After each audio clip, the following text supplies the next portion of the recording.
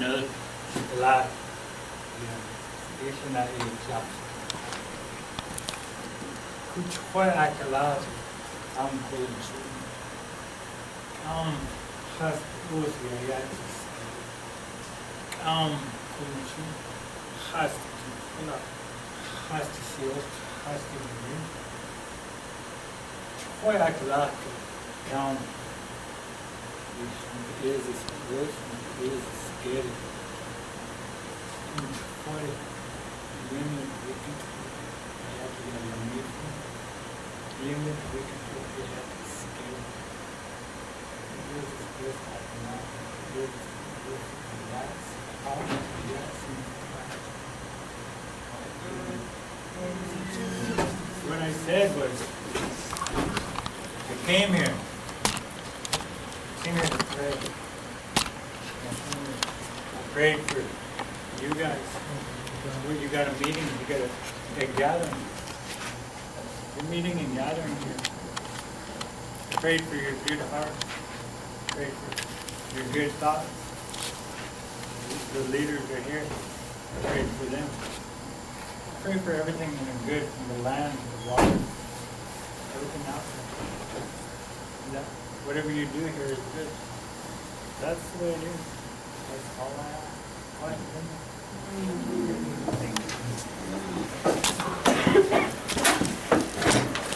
So while our first presentation is setting up their equipment, Pete Palmer tonight is represented by Connie Davison and her staff, and she'll introduce.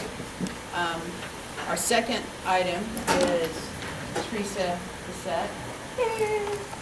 They have been doing a lot of wonderful work, and I'm excited to hear her report on the prayer day and a number of other projects that have been happening reservation-wise to elevate our hearts and our spirits as a united group of people to take care of each other, take care of our children, look out for one another. Policymakers, professionals, our community members, our families, especially our young people. We also have Chief Orr and his staff will be here give us an update. We had some concerns that came to us, and I'm just glad he's here. If there are any questions or concerns, and they can represent and speak out on that. John Cyrus will be here later, and he will be presenting on the Columbia River Treaty. And I'll be talking about a youth advisory board for the Swamp Plan's youth component of the 50% funds for community development funds for Omak District. And then we have a couple of C.B.C report outs. Is there anything else, Benny, that we talked about? That's about it. So I'm going to go ahead and let's begin with Connie. Thank you. Good evening, everybody. It's really nice to see all of you. I think I pretty much know everybody here. If I don't, I'm Connie Davison. I'm the land use officer with the Colville Tribes Planning Department. I've been with the planning department now for just over 3 years. So what we're going to talk about tonight is some of the things that we've been doing in our solid waste area with our integrated solid waste management plan, and our SWAC team, our Solid Waste Advisory Committee. And I have a couple members of the committee with me tonight, and I'd like to introduce them now. Don Hurst, and he's with the Environmental Trust Department. He's our response manager. And David Tenasket, he's our wastewater regulatory specialist with the Environmental Trust Department. Both are members of the SWAC committee. We meet regularly every other Wednesday, dealing with different solid waste issues on the reservation. We've got a lot going on here.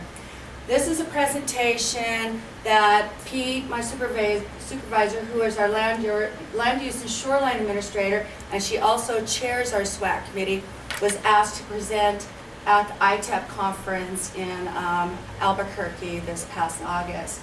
And that is the International Tribal Environmental Professionals Conference that happens annually, and this year there was close to 300 members that went to this, attended this, and 118 tribes were represented at this.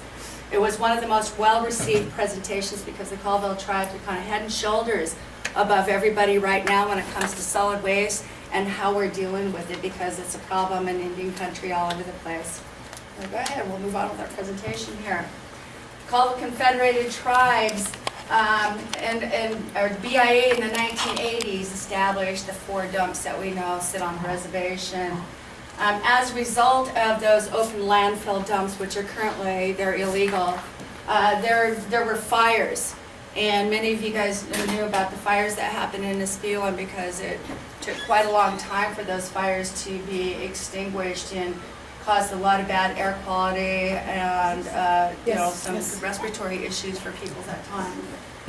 As a result of those fires, the Environmental Protection Agency put the Colville tribes under a CAP, or Compliance Assistance Plan, which forced the tribes to implement ways to stop the burning at those transfer sites.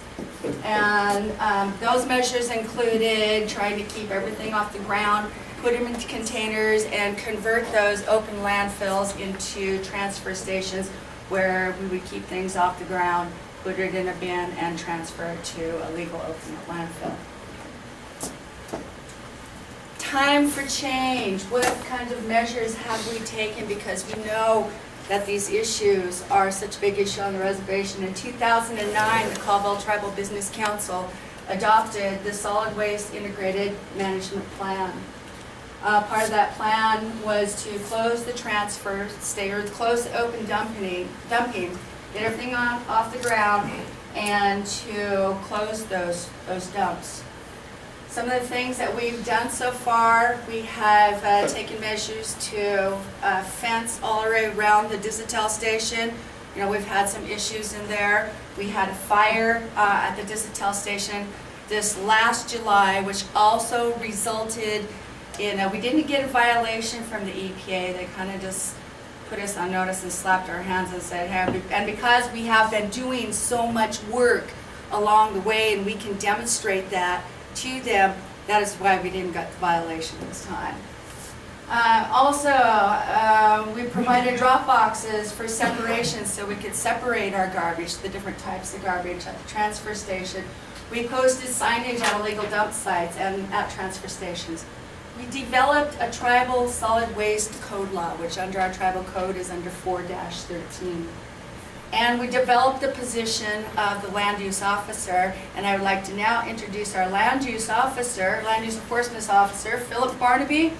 He has been with us just a little over a year, and this position has been in place, and he is highly active in keeping, to cleaning up our illegal dumps, to looking for the people that are causing these issues on our reservations, and we're going after them, and either they're coming back and cleaning up their messes, or we'll take them to tribal court. And Cubby is very active and involved in that, and you'll be seeing him around a lot.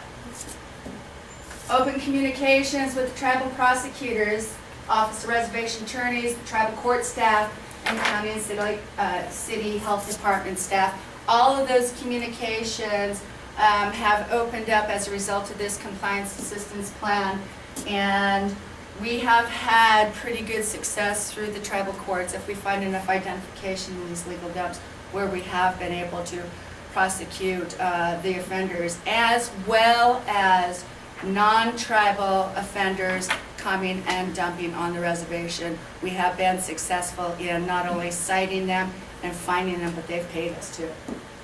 Started a community education campaign. We have been going out into the schools. We have been starting to come into the district meetings. We hold an Earth Day celebration annually. We have permit workshops to where we're trying to educate the community, the schools, the employees, the staff, everybody, what needs to happen with our solid waste and recycling. We established protocols for reporting, investigation, and enforcement of cleanup, and we'll go into those forms later. We established better forms for solid waste compliance to help track construction waste, and that's through our compliance utilization disposal plan. When any permits you want to build anything on the reservation, you're required to tell us how much waste is going to be generated as a result of that project, what kind of waste it is, and where you're going to take it. And by the way, no construction waste can go into any of our tribal transfer stations. They must go to an approved landfill. Formed partnerships with county agencies for waste disposal and cleanup systems, TSWAN. We formed partnerships with Okanagan County and with Ferry County as well with their TSWAN. Dave Tenasket sits as representative on the the Okanagan County TSWAN, and Don Hurst is our representative on the Ferry County TSWAN for the Colville Tribes officially. Not for TSWAN, for SWAC. TSWAN is a Tribal Solid Waste Advisory Network, which is made up of, I'm not sure how many tribes belong to this yet, but they cover Washington, Oregon, Idaho, and Alaska.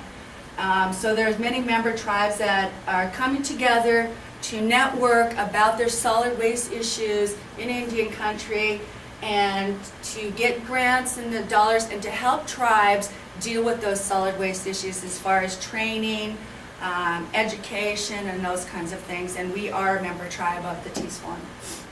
Danny Joe is also Danny Joe Skansgard is the president of the TSWAN. And we started mapping and quantifying our illegal dumps across the Colville Indian Reservation. We are working with EPA and also trying to work with Indian Health Services to, we got GPS cameras where we can map and locate and quantify and identify all the types of solid waste on the reservation. And this will assist us later down the road in trying to get some funding to help continue to clean up those dumps. Oh, still changing. Still changing. Some of the things that we've done. We've removed over 10,000 junk vehicles through partnerships with car crushing businesses in the last few years. We have removed over 800 tires using the Washington DOE program. We got, yes, Aaron. Who received the money from the car crushing benefit? Who's received the money from the car crushing benefits? Well, I would say it was the car crushers. The car crushers came on, they were permitted through anybody else that could permit on the reservation. I know that there were some issues with that, but of course the car crushers made the money, but the whole intent is cleaning up the reservation. We removed over 800 tires using the Washington State Department of Energy Program grants. 2 years in a row, the Colville Confederated Tribes received grants to clean up all the tires on the reservations. We utilized our department through our solid waste enforcement and TANF workers and WEX program workers, and we went out and we picked up tires wherever we could. We removed over 800 tons of tires. We've had staff training. We've all been trained in HAZWAPER, which is your hazardous waste information. We've all been trained as community emergency response team, and that training came through our TSWAN and was free to our tribe. We've also had training in incident command systems, 24-hour hazardous waste operations. We've had 8-hour refresher courses. We've also had meth lab awareness and identification courses as well.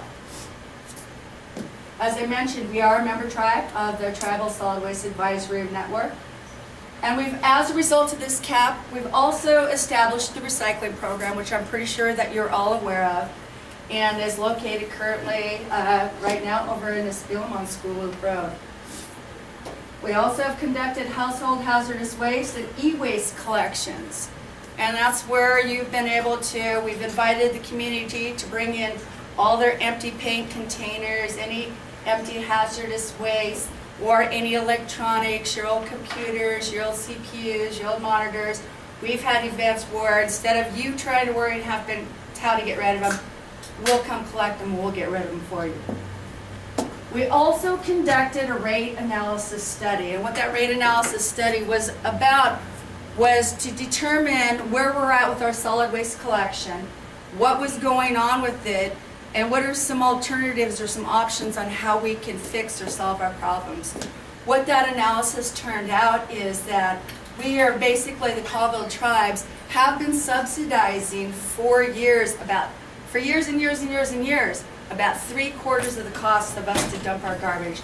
Now we all know that, for us right now, it is free for us as tribal members to take our waste up to the dumps and take it up to our household stuff. But the tribe still turns around and has to pay to remove that and take it to Okanagan County landfill, which costs so much per ton. And right now, that's to the tune of around $500,000 a year, what we're spending, right, straight out of the general fund every year to get rid of our garbage on the reservation. So something's got to change because we can't continue to do business that way. Some of the things that have come out of that are some alternatives that have been approved by council to move forward, to do some more work and some public education on how we're going to resolve some of these issues.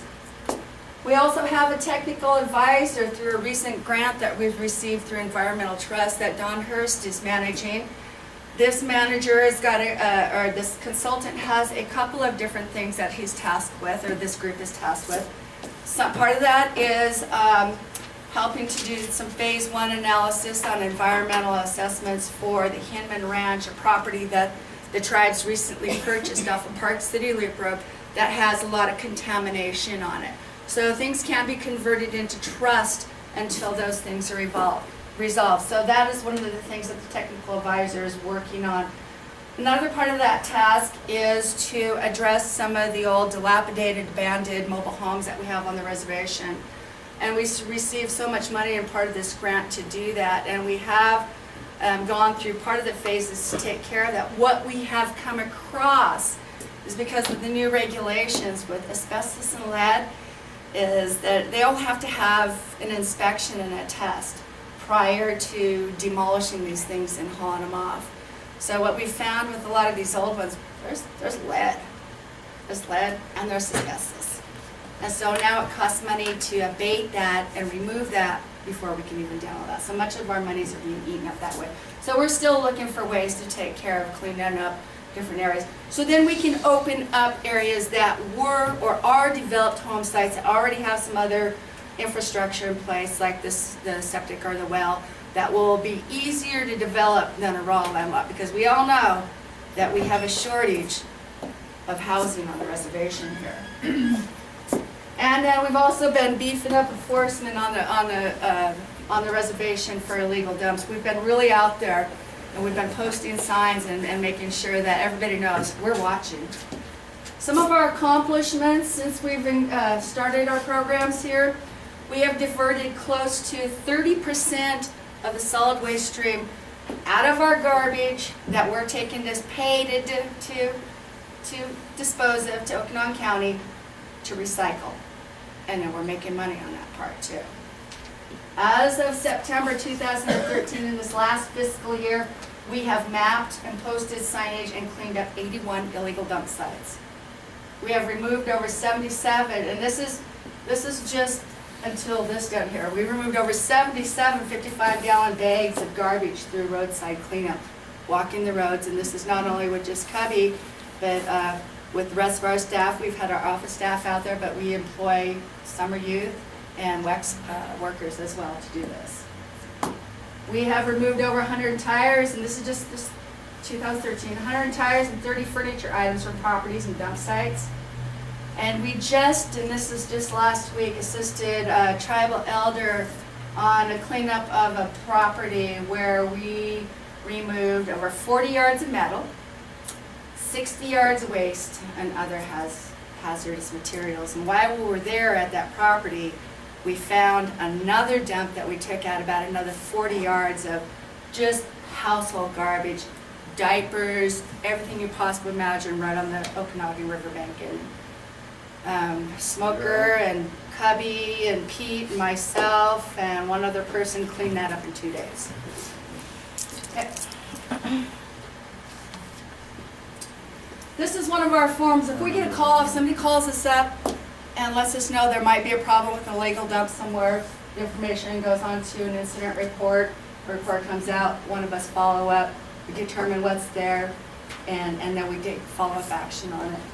Our other form that we have is our intake form on the illegal dumps, where we go out to the property, and when we're out there, we're going to identify, if it's close to any surface waters, any wetland areas, the river, what type of waters, what kind of garbage it is, if it's in a flood area.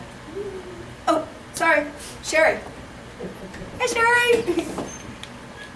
Right over here, at the street, there was a fire, and those people have so much debris in their yard, in their house, that I was told the police or the fire department didn't inside the fire. But that's right here, on our reservation. I know they're not fighting, but why are we allowing them? And I didn't quite get all of what you said, Sherry. That was It's the 414 Benton Street. On- 414 on Benton Street. Right here, the one that we've been dealing with. Yes, that actually is one that we have right now. There's been a change in property owners. It's property that we've tried to serve citations to. And we've never been able to get it. I believe that the PD even assisted on trying to serve papers on this property. But yeah, it's an issue. That's one of we've got about 3 or 4 pretty difficult issues in east side Omak here that we're attempting to deal with right now. But that's definitely on our radar, and Well, even though there's no one living there right now, that's still a potential hazard. oh, definitely. And it is definitely disgusting. As a tribal member, have to drive by there and see that ungodly mess. You know what us people from across the road, the river are saying, those darn Indians. Well, Yeah. it isn't us. Right. These are transient people, and And yeah, and I'm we've really disgusted with it. And this is one of the problems why we have a difficult time to deal with that issue. We used to have in the tribes an environmental health budget where there was a position that served or a program that served the same as like an Okanagan County Health Department serves. And at some point in time, those monies were split up, that program went under TOSHA, things changed, and that, what the intent of those dollars for public safety and welfare, went away. So, yeah, it's something that really needs to be addressed. We're open to any kind of suggestions that anybody might have. And also, I think we can be stronger if we get the PD to help us a little bit, because a lot of these are civil things. And so our code, I think, needs to get beefed up a little bit more in our civil things as well first. Would it help if you made like public complaints about them being hazardous? Most definitely, give me something in writing. The more stuff I get in writing, the strong, the better strength that, well, of course I can see it. Of course I can see it, but if you've got the whole community, then that's gonna tell the people that we're trying to get, assistance from above us to maybe push the envelope a little bit and get us some assistance. Yes. Okay, my son owns a property right next to that place, and he's been trying to get the people to leave. He's turned it over to the police, and the police won't do anything about it. He wanted to evict them off of there, and they won't do anything about it. So it's probably because even though we use some city limits, they think it's a tribal police matter. Yeah. But it is within city limits. And I believe it is fee property too. So if you brought all that up to the police would have to They're agree with supposed that. to. And And because that's- by law, whether we are on tribal land or are on the other side, when it's a crime, and they have to do something. And that's the problem that we have, because see, really who should be dealing with it should be Okanagan County Health. Right? It And should be an issue. or city, and they're not. City because ordinance or They're something, saying it's on somebody the should- reservation, it's your problem, is what they're saying. So there's some mechanism that needs to be developed and come about to deal with this, because I've got some over here on Jackson Street too. I've got, there's 3, 4 RVs sitting on a burned up lot here at the burnt down house. People living in an RV right in the street. So I've got the city saying, what are you guys gonna do about it? And So we've got like 4 issues in East Omak right now that we're dealing with. And Well, we really have a problem with Oklahoma County because they tell us one thing, that's really what we're doing. But then if there's something with hunting or something like that, they're right down here and tell us, this is what we do. And, They and want to command in one way, on the other hand, they don't want to. And I can address that one way. If we can, we're working on getting some more teeth on our intergovernmental agreement that we have that involves the Colville tribes, Okanagan County, the city of Omak, city of Cooley Dam, city of Niskayuna, and the city of Okanagan. And we actually just met yesterday, again, with those representatives to try to get more meat into that intergovernmental agency agreement, because right now it says that anybody, whether you're fee land or trust land, that they are obligated to follow tribal law, code law for land use regulations. And right now, Okanagan County is wanting to change some language in there, which would change the whole intent of it, and the whole group is kind of against it. So it's going to be a daily fight. It's going to be a fight always when it comes to land use, and it's always where we're going to have to really push to maintain our jurisdiction, but we have to get the people behind us that have the authority and have the power to back us up when we get there. Yes? Does that include our polluted creeks and streams clear across the reservation you're talking about? Yes. What we're What has working on. been done about it? What has been done about Yes. it? Well, what we have been working on just through our solid waste cleanup efforts is when we are notified of an illegal dump, we'll go out and investigate it, find out what it is. And if we can find 3 pieces of ID that identify somebody, then through our tribal code, that is enough for us to cite them, to prosecute them if we have to. If they'll come back and clean it up, then we will, say, okay, you can clean up. But That's a no-brainer. I've been common knowledge for quite a while. yeah, And there has nothing been done about it. You take this mill here, over here, I worked there, I know how polluted it is. It had toxic, used to use that grease oil, it's banned now. That went into the ground.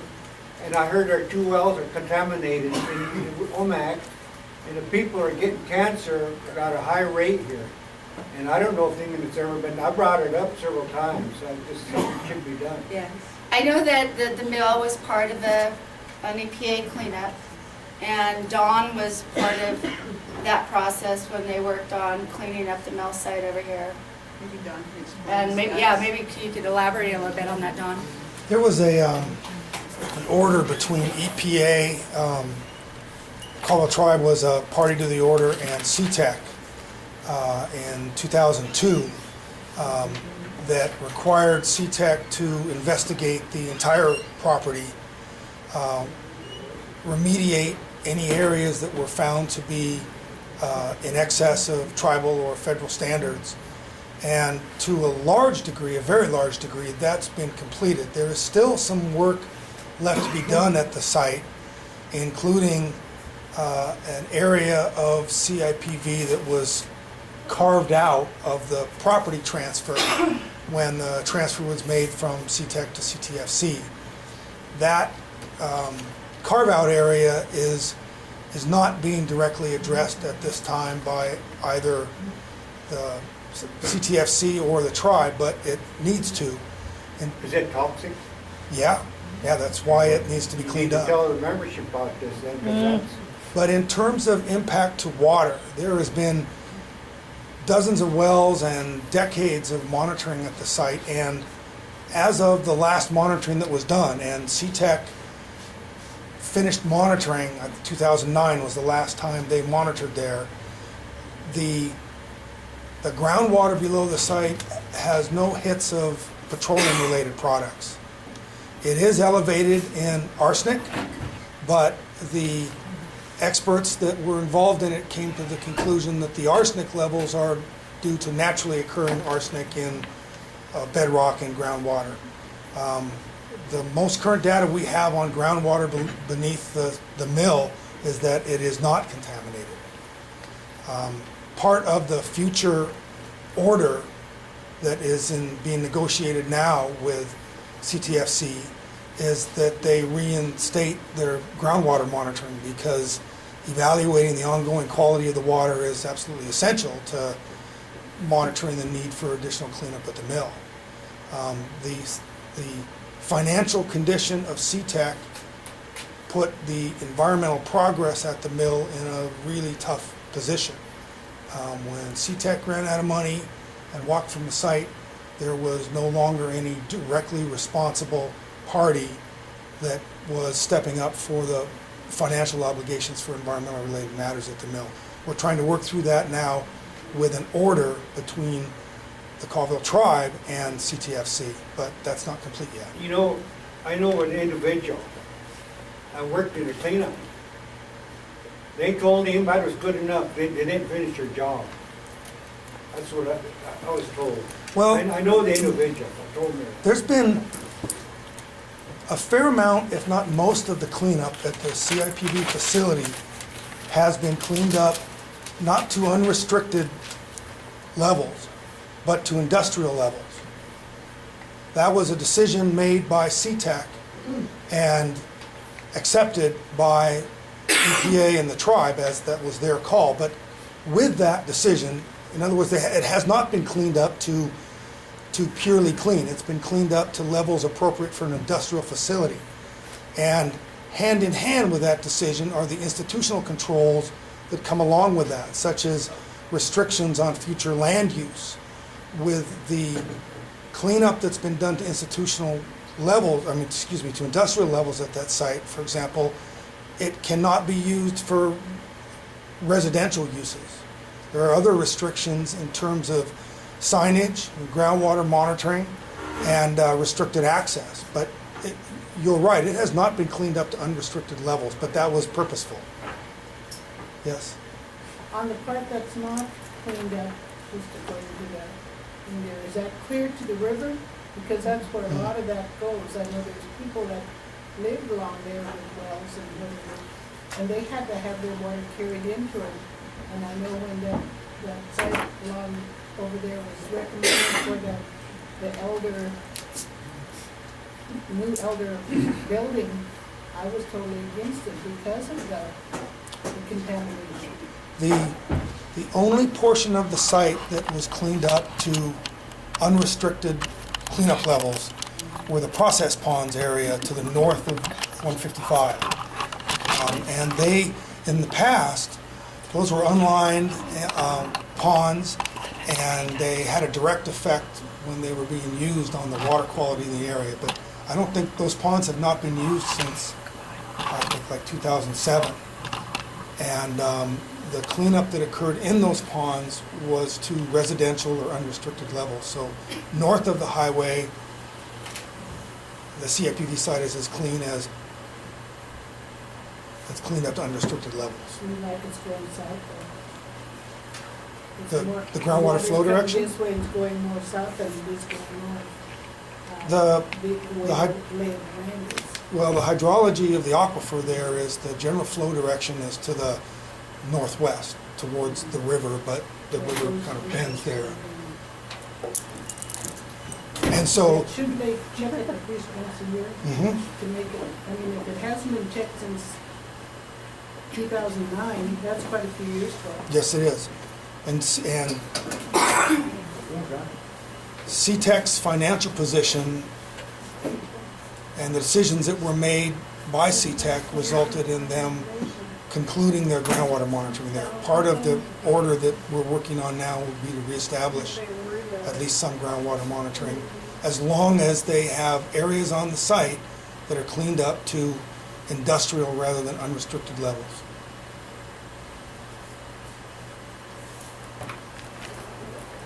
Okay?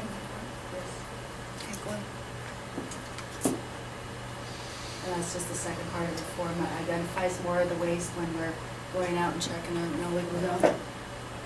And this is an illegal dump that was on Rebecca Lake Road, going up the hill towards Buffalo Lake.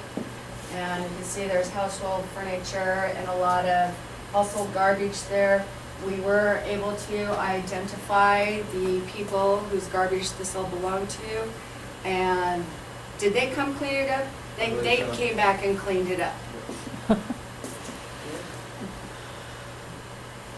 We also have a liquidation damage schedule for violations that are under tribal code, so it outlines, what the charge for first violation, second violation, and goes through anywhere from $50 to $500 in usability charges.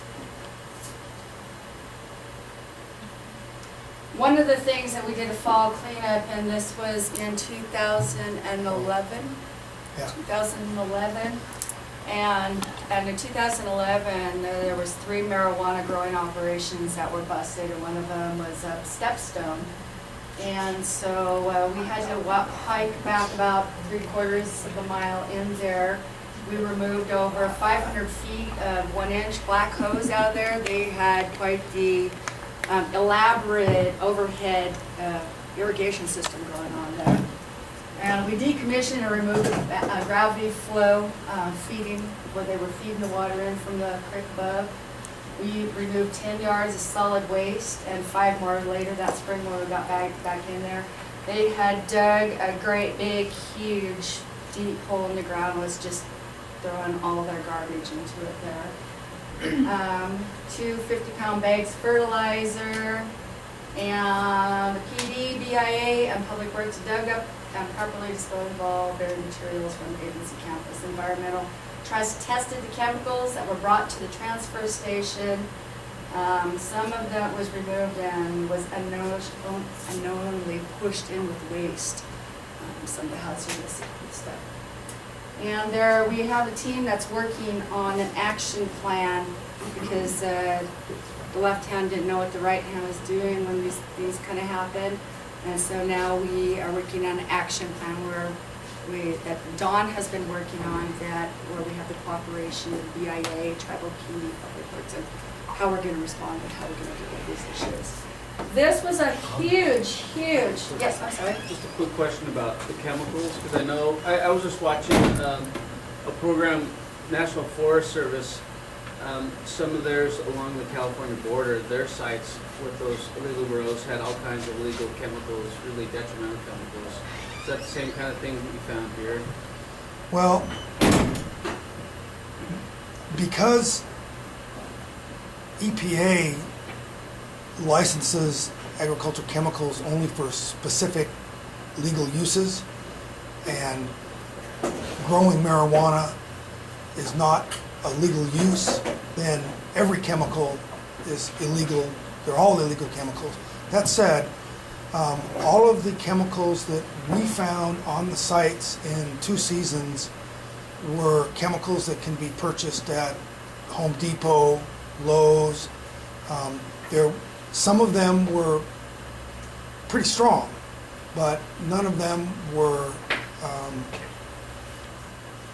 illegal in the sense that they were inappropriate to be used for fertilizer and bug control in the woods. And we did some soil testing in several years of whether the soil at the grow sites was contaminated above standards, and we did not find any elevated levels. I think one of the reasons is, as Connie mentioned, these sites are all walk-in sites, and every chemical that is used on site has to be packed in, and so there's a certain economy of effort that tends to limit how much goes in. This is a big illegal dump that the Solid Waste Advisory Committee and several other departments joined in on to help clean up. And it's off the Buffalo Lake Road, and it's just as you're getting to Buffalo Lake, there's a road takes you right where the basalt canyons are, and people had just been driving in there for years and just throwing their garbage over.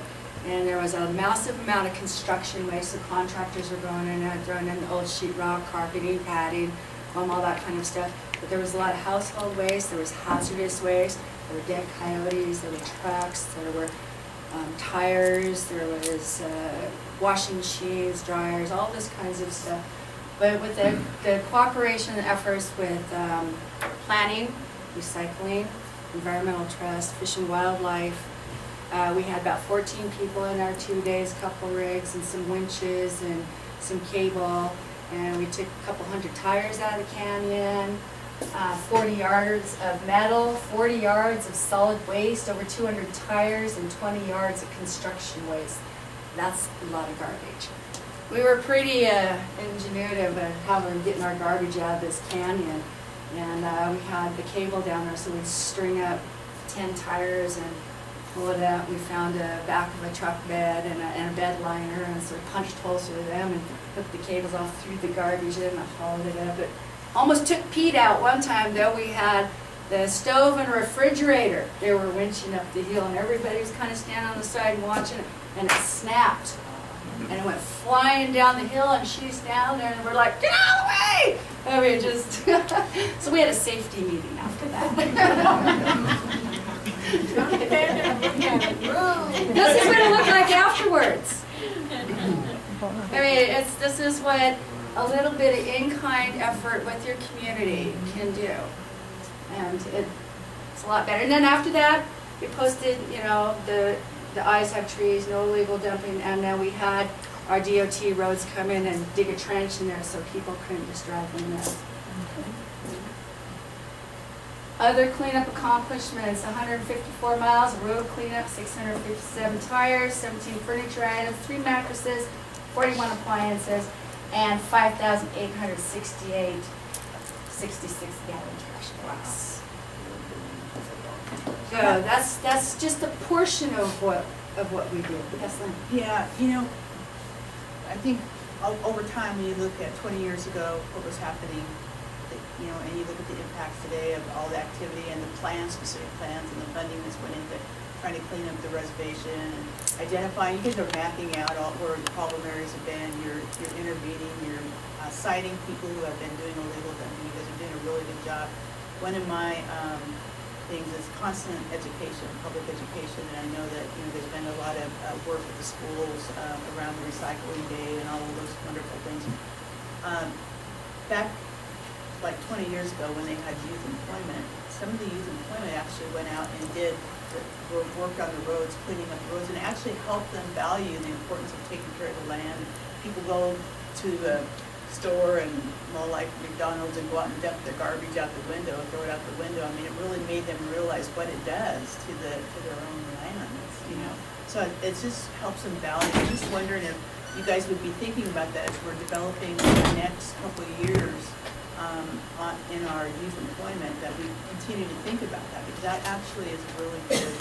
Yes. It's good labor. The Department of Ecology hires high school students all the time, you know, and even college students as supervisors. It's a really good environmental conservation project. I'm just saying, think about it. Maybe you guys could partner up with youth employment. Yeah. And I totally agree with Lynn, because, you know, after, you know, I've been known to throw a can out the window or something, you know. But after I've been out here and cleaning up everybody else's stuff and digging down, you're still not to the ground yet because there's still more garbage. You act and do a little differently, and you talk a little differently about it to people too. And I'm educating the kids, grandkids. We're recycling, we're separating, and education is really where it's all at. These are some of the things that we hand out as flyers to remind the people at our presentation, and Cubby's been handing those out to you. As you can see, here's some of our community members out, you know, gathering and digging roots, you know, to take care of Mother Earth. You know, that Mother Earth is special, precious to us. Mandy? I don't know if this question would be for you or not, but a couple of years ago, the HUD Housing gave out those, I think they're called fluorescent light bulbs with the mercury in them. And this year they passed a law for Washington State that you have to dispose of them properly. Now, do you guys have something to do with that when it comes to like educating everybody on how we're supposed to dispose? Because CIHA has never said anything. As far as I know, everybody I know has just thrown them away. And I once went to a meeting with the recycling guy, Joaquin. Yeah, him. And he was talking about it, and I had actually broke one of the light bulbs, and I asked him, what do you do? Because there's mercury in there. And he said, well, you have to open up the doors and the windows and give it a little while to let it out. Yes. And nobody had ever stated that to us when they gave us all those light bulbs, and now there's that new law that we have to properly dispose of them. And probably people don't even know about that because it's just recently been. It just I came in as a recently got law. educated to that, but we do, like right now on our buildings around the campus and stuff, I think we've got a container on campus where Public Works will go and they take out all the bulbs, you know, and they're stored there and they get hauled off to a different place. But there are certain places that they have to be disposed of, and I don't know, Dawn might know a little bit more about mercury light bulbs and stuff and disposals of them, or do we take those at our household hazardous Yes, events? yeah, we do. So if, you know, if you storm in a place, and we just recently had a household hazardous waste gathering event, I believe, just a couple of weeks ago, but that would be one option.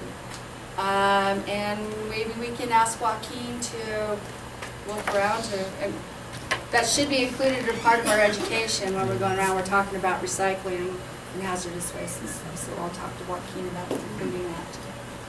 I think Saturday's Okanagan landfill, they have hazardous. And you can drop take it them. off there. Yeah, Really? for free, I usually on Saturdays. Okanagan Affirmative.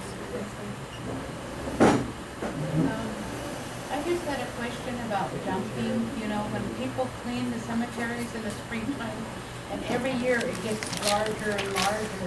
And now our cemetery up there, it needs to be enlarged, but all of that's taking up so much space there. And I was wondering, are you guys including that in anything, or any of these cemeteries? Are you guys worried about any stuff like that? You know, it's not on the radar, but it wouldn't hurt to remind me and give me a call and we'll put it on there.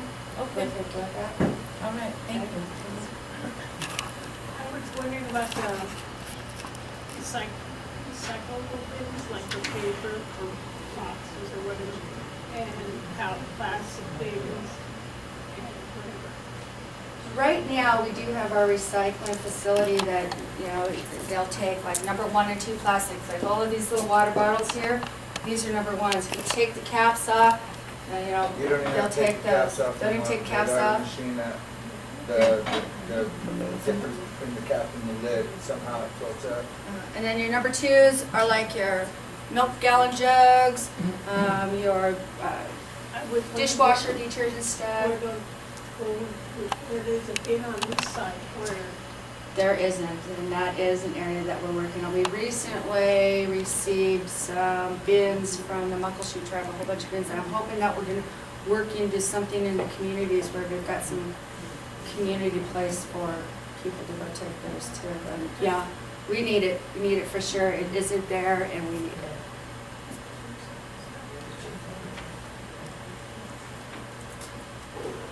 Is there any way of requiring people, like, we have this beautiful gas station out here, but the, in or out of it, you can see this little car wrecking place. Oh, yeah, I know. And isn't there any way we could at least require them to put up a fence or something? He is gonna put up a fence. So tall one out? That's an ongoing thing. That's, I know, it just seems like, but yeah, I know what you it's mean. not really good business, I mean, location is great, but Yeah, we've got, right all around there, we've got some, yeah. John, you wanted to say something? Just personal property. Well, I know a little bit about the property and. Ooh, yeah, that'd be nice. There's some issues that we have to go through. Compensation, just to make sure that that property owner has enough resources to take care of it. And some of the promises that were made to them while they get the right of way to start the business wasn't taken care of, so hasn't been honored yet, so. what kind of business? Wrecking business? No. I don't believe it's a wrecking business. No, it's now. just He the just right, lives it was there. the right of way, it was the This is- exchange yeah. of using his land as right of way. She wasn't You know asking about what- the right of way, she was just Oh. asking about, whether it was a wrecking car business, and I think that's just his personal Those cars stuff. have just It been there is. forever. Yeah, it's just personal. Yeah, Just personal property.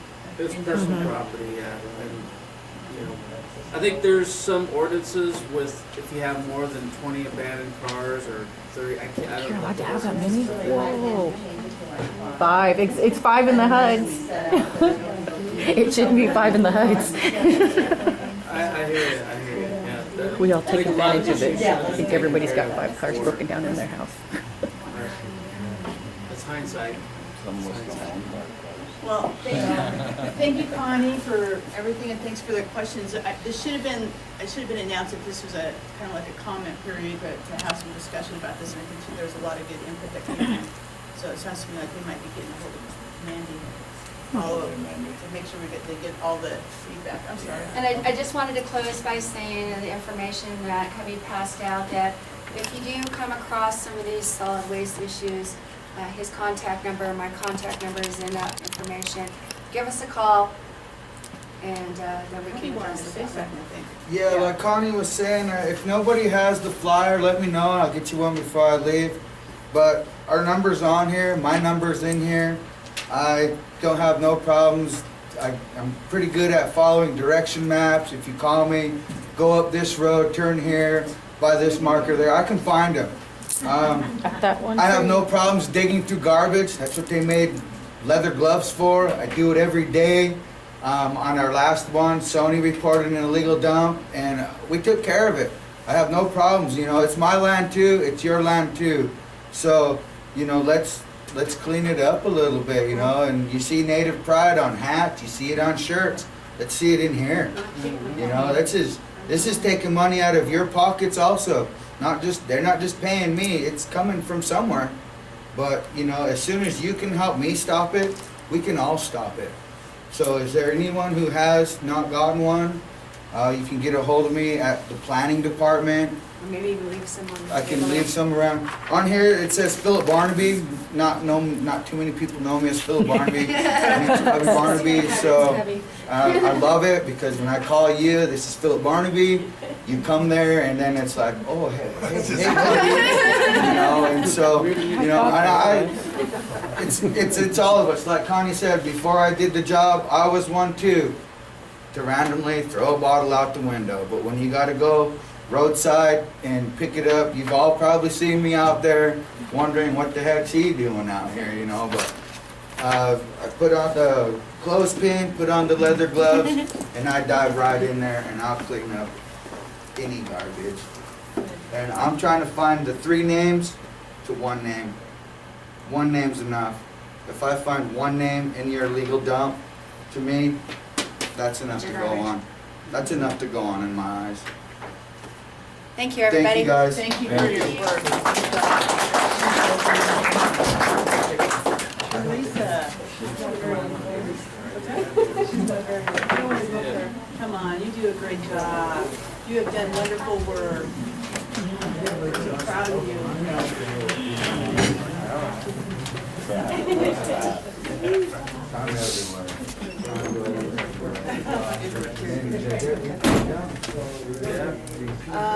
November 1st, we had a prayer day. My name is Teresa Bazell. I'm a natural helper, suicide prevention for Federal Health Program. And on November 1st, we had Life is Sacred Prayer Day. We had 2 councilmen came and spent the day with us. And Ducky Freelander did an opening prayer for us and smudging.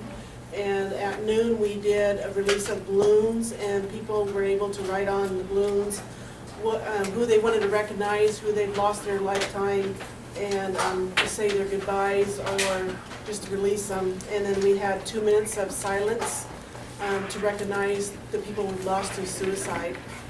And in 1 month, we lost 5 in 1 month, and so the councilman declared it a national suicide state of emergency. So we kind of stepped it up a little bit, and we give out bracelets to Omak School District, 500, Tenascus 500, Pasco Sherman had 186, and Okanagan School 2 as well. And I know that Omak High School did a moment of silence too, right at noon, but they weren't able to join us. But overall, it was just the beginning. And when we had a council meeting yesterday, they said that they would like to do this every year in an event, so every year, November 1st, we're gonna start doing a prayer day, and it will consist of, if the executive director will sign off on it, where people can have administrative leave to attend that prayer day and each one of the communities. So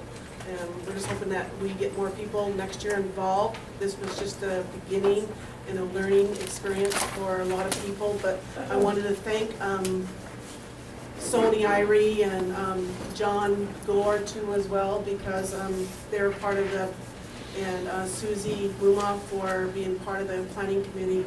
And also, the outcome of the prayer day was, we almost wanted to recognize Bertha Matt, who we lost recently. She started a suicide hotline in 1979 and till 1982, and she did all her fundraisers for herself to be able to keep that hotline going.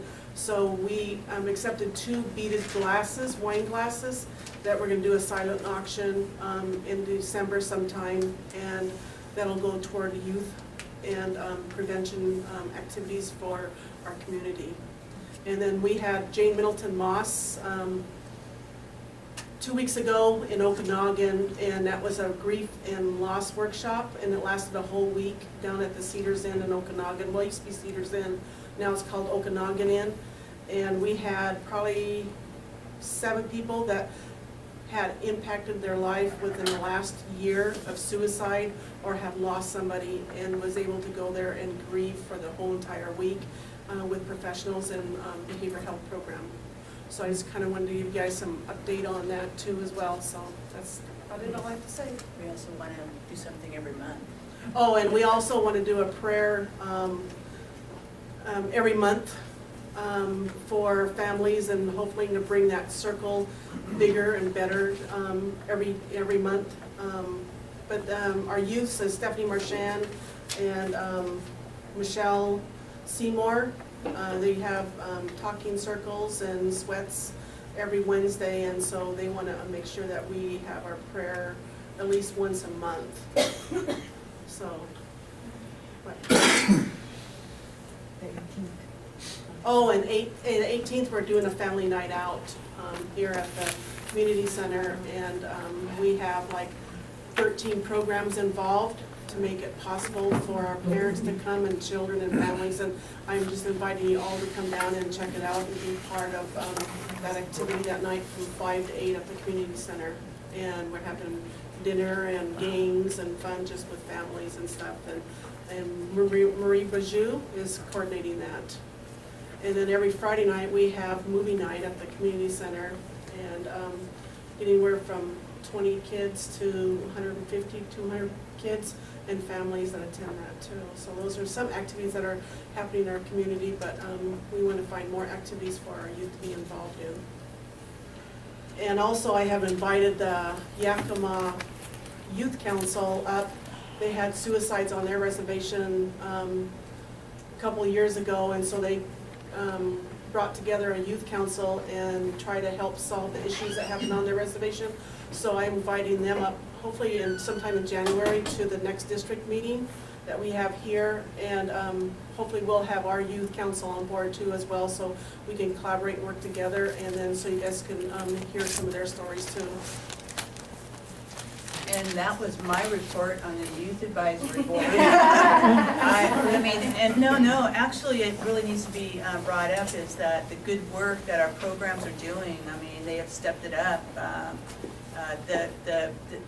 Teresa's been working on a suicide grant that was written with University of Washington years ago, and it started out really slow and people weren't really being real active and all of that, but after the epidemic, I mean, like 5, 7, 11 between the Spokane tribe and the Cobble tribe, all the suicides, and I brought it up, I think every district meeting that I've been to, I brought it up, and also some of the other group meetings that we've had with some of the peacemakers, that we all see this problem. It's been like the community mobilization has been amazing, and it's been so exciting.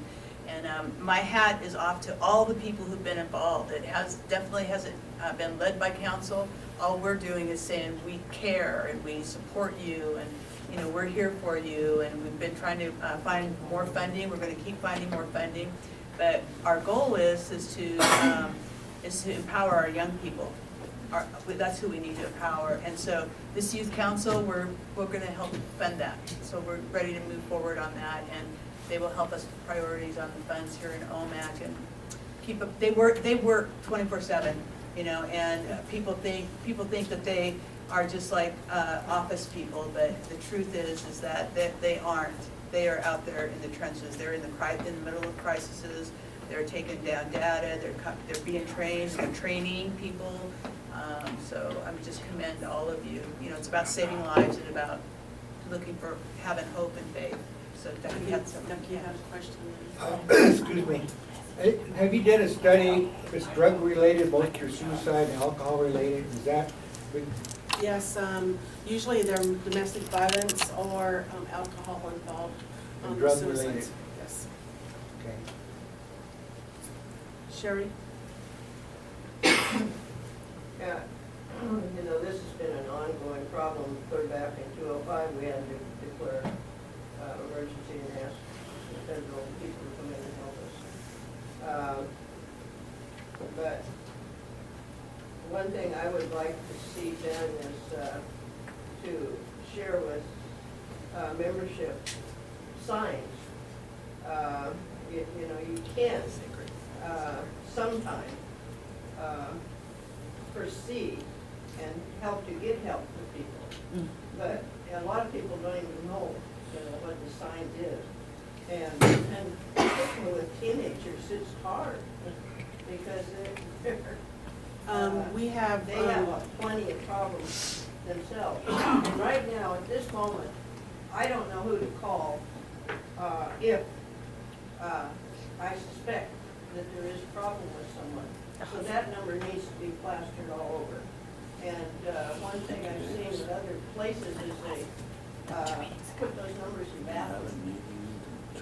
So it's, you know, you don't have to be so open about it, but if there's a number there, that and for domestic violence, you can have those numbers in bathrooms, nobody has to let anybody know. I know in the police department, they have these sheets that are in restrooms that if you know somebody's suicidal and this is what you can do, and you can tear off a number and call it. So I know that they do have those, I have seen those. And I also have provided enough, a lot of training within the last year on suicide prevention, and to the elders and to a lot of youth. And we're getting trained in QPR, and that's question, persuade, and refer. And so we can go into the school districts and train those younger kids too as well, so they can be available for it. And also, I did a presentation about maybe a couple months ago on what to look for on suicide prevention and who you need to call and what you're looking for.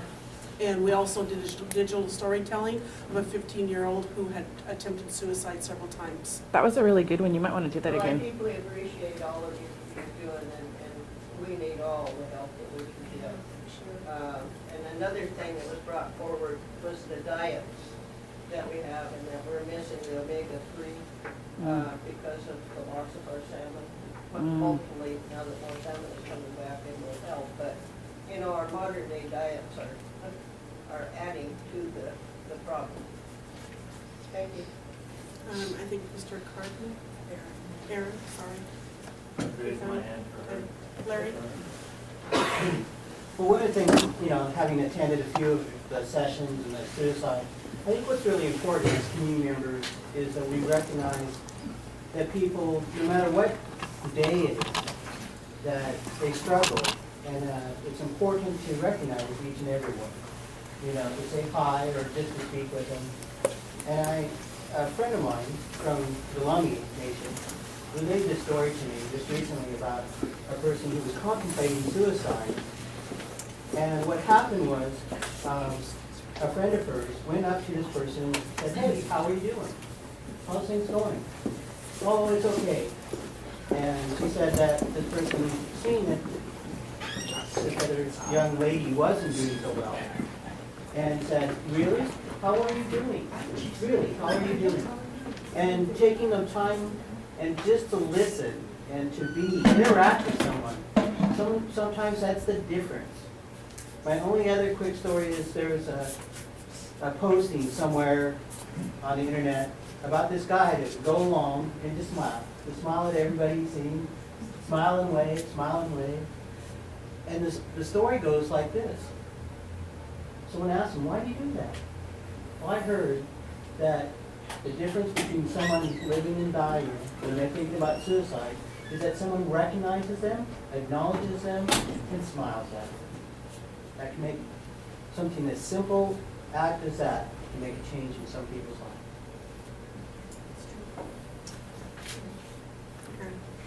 lives. Just more or less Oh, for wait a you, minute, John. I was talking. Go ahead. You know, you got the head of a snake off. I wonder if you council have any kind of a task force going out to get these guys, because if you got the head of a snake, you know, that'll solve a lot of the problem. How hard are you guys working at it? You're talking with drugs. Drugs, yes, the task force or anything set up to stop some of this, working with other law enforcement agencies. I think that would be more appropriate for the police to answer, but I know that they've been working really hard with Okanagan County, you know, trying to get a handle on it. But, you know, newer drugs are moving in, there's different types. I mean, it's. The new I fake think ones. you need to push a lot harder, your council members need to push harder on that, in my opinion, because they're dying fast. I agree. Becky, I think you really, that's a very, very good point. We just, there's a team of us that have been working real closely with the Lummi tribe regarding their treatment centers, outpatient, intensive outpatient Maybe in the treatment back. program. And we actually took a team over there to review that so that we can start intervening. But that's more treatment, how to deal with the symptom, the problem of the addictions. We should actually be dealing with the ones who also are selling and dealing right here on our res and exploiting those members that are addicted. So you're right, you know, that we need to jump ahead and we do need to prioritize that. And we have the right people here to help us do that too. So that'll be the next segment, you know, so I appreciate that. And you have a question? You know, I was just gonna say with the holidays coming up and all the stress that people have of, you know, not being able to maybe be with family or buy Christmas presents, that maybe we could even enhance our awareness a little more, however we go about that. I think it'd be a good idea. I guess it's probably, I can just say that I can put out more flyers, information, start posting it more, especially in the community center and around town, and letting them know that the numbers are available and who they can call. And if anybody ever has a question, they can always call me, or they can call the police department or behavioral health program. And behavioral health program is 24/7. Are them numbers on the website? Yes, they are. And I can tell you Okanagan County number is 826-6191, because I call them when the tribals shut down, and I call them because they are my response person after hours. Thanks. Aaron? We emphasize that drugs and alcohol is the cause of things. It's not always the cause. There's other things that are causing these feelings that people are getting. There's broken families. Different things that are people. We keep going, blame somebody else. We should look at ourselves. That's right. That's where it's all starting. Take care of themselves and the people around us. And the drugs and alcohol and the excuses will disappear. That's where it comes from. So that's all I have to say about that. It's like a negativity thing going. Suicide prayers, suicide this, suicide that. Yeah. Just pray every day in good health. You know, don't think about the suicide all the time. Think about the good health. Right? Is that it? No, I'll get your phone number and give it, please. We had, Northwest Homicide. We had almost 300 people that went through our line. I'm sorry. And then we had turkeys. but the truck came in late, so we only had 100 turkeys. And then you're getting over 100 some people calling you, asking for food Yep. and asking for turkeys. And, oh no, what are we gonna do? We don't got nothing. It's hard. It breaks my heart that I have to listen to. I wish there was a millionaire. I'd give some to everybody. So, I know Dorothy have tried hard, because we went over $4,000, what we were supposed to for our food vouchers. It's okay. That's okay. Thank you. I got mine. That's okay. So, and I got told today that, what are we gonna do for Christmas? We ain't gonna have no money. And, we can't buy our kids presents. And, that's kind of hard because that's where the sadness and the suicide comes in.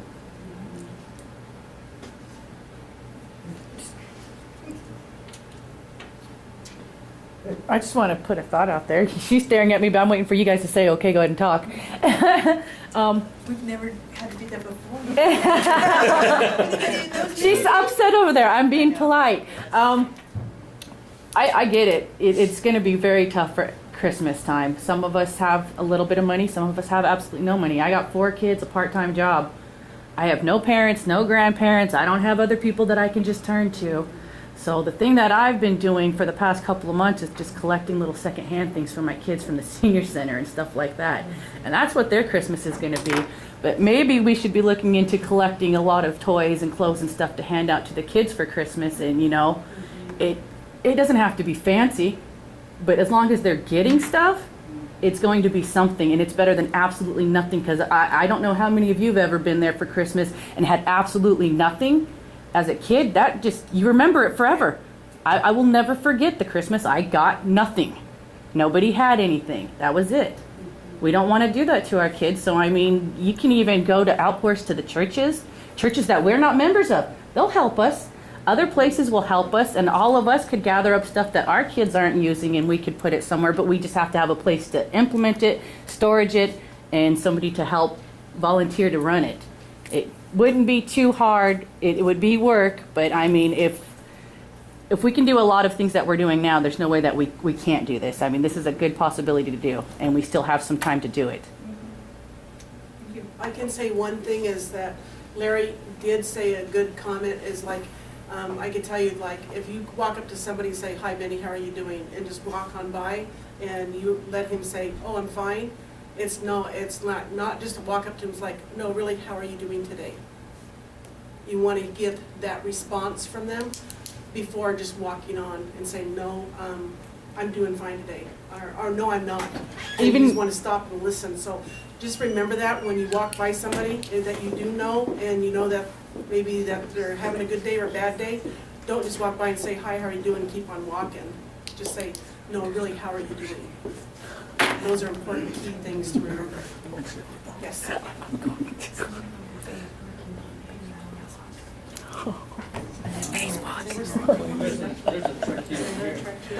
What is it, synthetic? Thank you. And my sunglasses. I didn't know anything that I was losing. Sorry. I just wanted to agree with Eric.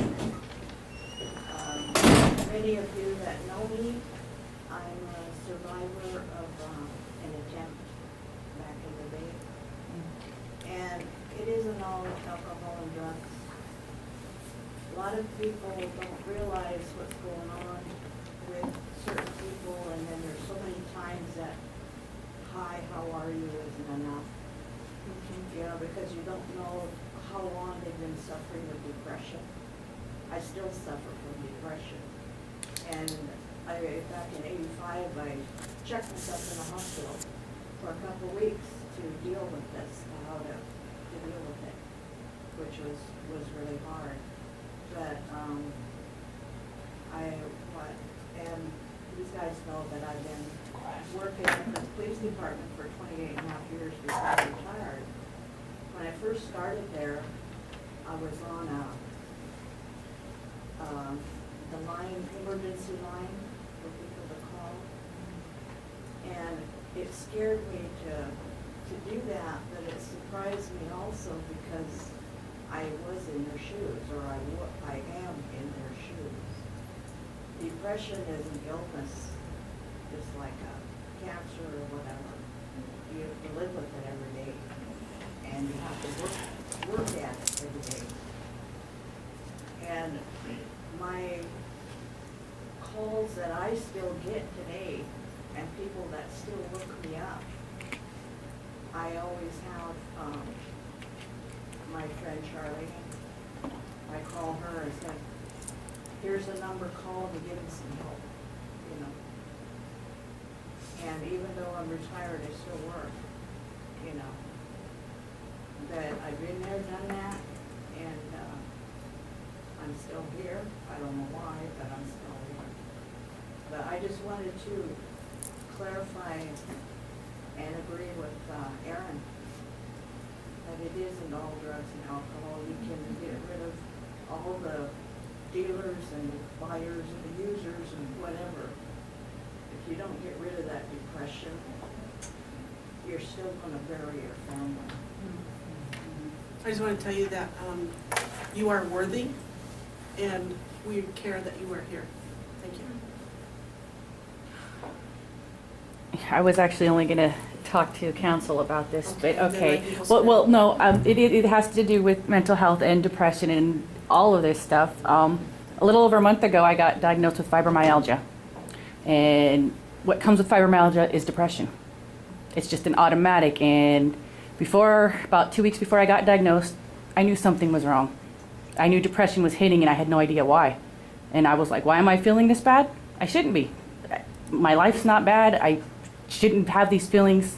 Well, when I got diagnosed, I found out, well, this is why it's setting in. And this is why a bunch of other things were setting in. I had went to mental health here, and I spoke with the lady. She gave me her card. I filled out a paper. She was supposed to call me back and sent me for an appointment. I waited for a month. Nobody called me. Nobody sent me a letter. I went back 3 times.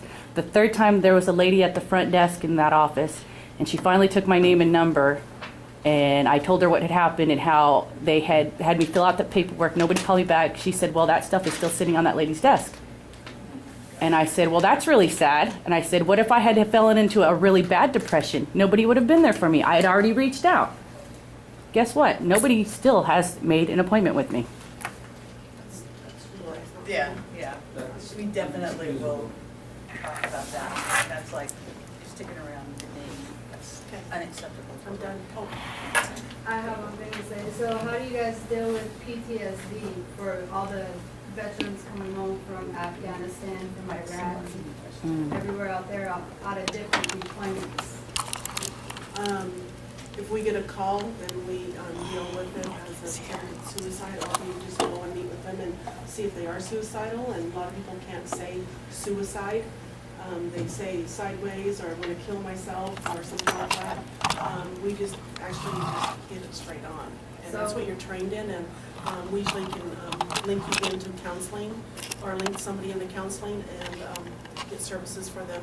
But also, there's the police department too to call too. Because I know I really rely on them a lot too, and they don't know it. Because sometimes if they're in a situation that there's a gun situation, then that's who I automatically call, is the police department first before I go into the home. Because I know it's pretty much a domino effect when you get your antidepressants and then you have to take another pill because that pill's not working. You take a sleeping pill and then they put you on this, and it just keeps going down the line. And it makes them even more depressed to where they're in the bottom of the barrel to their breaking point. And then some people don't reach it, and some people do reach it and get the hint that, yeah, they're going to break. So how do we do this within the tribe without referring them out somewhere else? You know, it's okay to refer them in the tribe, because that's what they're there for, and that's what I'm there for too as well. And it's not like turning them in or going to make them go to jail or anything. It's just getting them help and getting those resources to that person that needs that help right now and right then. You know, I want to make a comment. Go ahead. I was just wondering, you know, a lot of times with our members, when you say call the police, they don't want to do it. So I think I would like to see maybe something within social media, because that's so accessible to, especially our youth, in like, hey, Facebook me or Well, whatever. see, I see a lot of comments. I have a Facebook and I have the Caldwell Tribal Suicide Prevention on Facebook too as well. And if I see comments on there, somebody will email me or text me and let me know that, well, did you see this email regarding Facebook comment on suicide? And I will go find that person or find that family and find out what situation they're in. And then I move from there depending on what the criteria is and what the needs of the family or that person, especially youth. Okay, so there is. And I don't leave them until I know that they're safe. I do want to point out that Teresa is not the representative for behavioral health. You know, her role is more in the training and suicide prevention. But I really appreciate everybody. We're having dialogue even about depression, having dialogue about problems that lead to depression. Sony, before I forget this, we want to report. We'll want to report on the need. We don't want people turned away if they need food. You know, if they're coming to you from Harvest, whatever, if that program is being underfunded, we actually, our goal is that not happen this year. And if people are being turned away, that really bothers us. I mean, because that's not the direction that we gave. So please talk to Dorothy, and we'll definitely do what we can there. Suicide, factors that cause suicide. Drugs and alcohol, definitely. Family breakup, definitely. What causes depression? I talked to parents of young people in the past 4 months who told me every one of those young people from the age of 22, the ones that I went to and I had personal relationships with their parents, and they were great parents, great families, it had to do with the relationship breaking up. Broken heart, that broken heart in a relationship, not knowing how to deal with that. Something that we would think, some of us think that, you know, we have the skills, so well, you break up, you know, you're gonna need somebody to deal with whatever. No, I mean, there's actually, a lot of our young people don't have the skills to work through that. And so that was their way out, unfortunately. So we have a lot of work to do as community, we have a lot of work to do as families. And we, you know, obviously our behavioral health system is broken. It is broken, let's face it. We need to have specialists that are here for veterans, because the veterans that are coming home with PTSD and more trauma is high. You know, I mean, we used to worry about the Vietnam vets. Well, now we have the Desert Storm, we have the Iraq, we have the, you know, Afghanistan. There's a lot of issues that we have to deal with. We have a lot of abuse, a lot of domestic violence. If anybody got on to the correction facility and looked at the list of people, I mean, 80 to 90% of the people that get admitted or whatever, the DV or some kind of violence is the cause. And it's unfortunate, but you know, that's a problem. It's not acceptable to hurt other people. It's not acceptable. Well, we should be saying that. We should say it is not acceptable to have violent acts against elders, against children, against women, we should be doing that. And you know what? We have these little silos of people out here thinking, you know, we're the advocates here, we're the advocates here. We all need to be advocates. And many of us are advocates, and we are doing what we can, and I don't ever want to act like we're not, because there are so many people doing so many things. It's what we recognize is we need to come together. We need to unify all of our knowledge and all of our resources and all of our support. And we got to get rid of all this fragment stuff, like you're on my side, you're on my side, you're from that district, you're from that district, you're from that band, you're from that tribe, you're from that language, you're from that. We got to get past that. We need to be one and united and take care of each other. And you know, so I'm excited about where we're going, and I have a lot of hope for where we're going, and we're going to continue to support you all, because we want to save lives, right? That's what we're here for. We want to save lives. So now, Chief Orr. Thank you, sir. Appreciate it.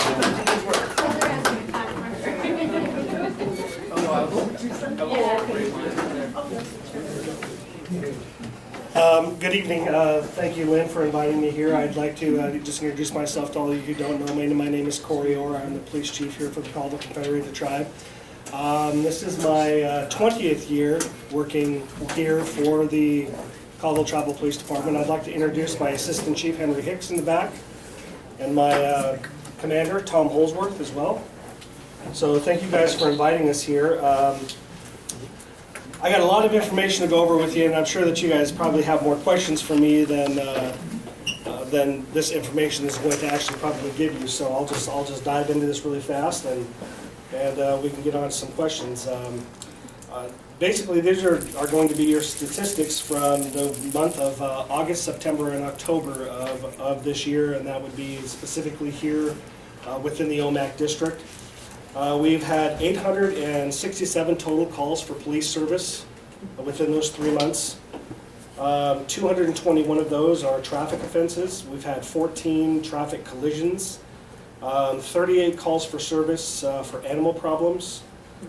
We have had 12 calls of domestic violence, 17 assaults, 65 thefts, 13 burglaries, 33 suspicious circumstances, 6 vandalism calls, 18 calls for juvenile issues, 12 calls in regards to drugs. We have had 16 fires, 26 calls for intoxication, 19 calls for trespass. Welfare checks, we've had 18 of those. Service calls, which are not only a police issue, but those are also can be medical issues as well. We have had 212 calls for service in regards to that. And then we've had 9 natural resource enforcement calls, which would be like bears and some other animal issues that are going on. I will let you guys know that we have recently been adding police officers within the department. We are still down, I believe, 7. We have 7 vacancies within the police department right now. Of those new officers that we've hired, Mark Mason, who is a Caldwell Tribal member from the Inchalim district, Kenny Berjou Jr. In Spelem. We recently hired a lateral police officer from the Coeur d'Alene Indian Reservation, a Caldwell Tribal member by the name of Thomas Bob. We have hired another lateral by the name of Alan O'Neill, a lateral out of Yakima by the name of Cole Cornier. Dispatchers as well. We have added 4 dispatchers, Queese Logan, Kelsey Edwards, Tia Epperson, and Keisha Tulu. 2 other people that we have just recently hired is our Gina Erickson, Caldwell Tribal member who moved back home. And we just recently added, with the help of our TANF department, Michael Dizitel, who was coming on as an actual trainer. He's getting on the job training for our animal control position. That's something that we desperately need. I mean, we know that animal issues are a real big issue within the HUDs and every place else that we're in. And right now, we only have one, and his name is Kenny Miller, and he has to service the entire reservation basically by himself. So with the help of TANF, we actually put together a training regimen for Michael Dizitel, who has now been on for, I believe, 2 or 3 months, and we're hoping to get full funding for him as soon as he's done with his training, so then we can at least add at least a second person within the animal control, because we do know that that is a real serious issue for you guys. And I know that everybody gets very upset when you call and you have an issue with a dog or some other issue, and we try to get to you as quickly as we possibly can. I guess just to remember that Kenny is just one person, and he is serving every district and the HUD sites. So that really definitely can become an issue. I will go ahead and field some questions for you now. I'm sure that we have a lot, and Tilly, please go ahead. How many years have I been telling you guys? Since the day he came on, I have felt really bad for Kenny over these last couple of years. For those of you who haven't met Kenny, he is a very personable fella. He does everything that he possibly can to try to give you quality service, and it is very difficult. It is very, very difficult for him to do so, especially when somebody calls 3, 4, or 5 times before Kenny can actually get out there to help. And so yes, the frustration is there, Tilly. I understand 100%. We are going to continue to, hopefully, this will be, with this training position, I hope it turns into a permanency position. Like I said, I know that we're going to be able to get some money in the program from TANF to help pay for this, and quite frankly, I would love it if I could have one for every district, because really, I mean, we generate enough calls for service with animal complaints that could really be warranted. Yes, ma'am. And when you're still standing up there, on your authority part as chief of police, how much more authority does Elliot and Matt Amy have over you?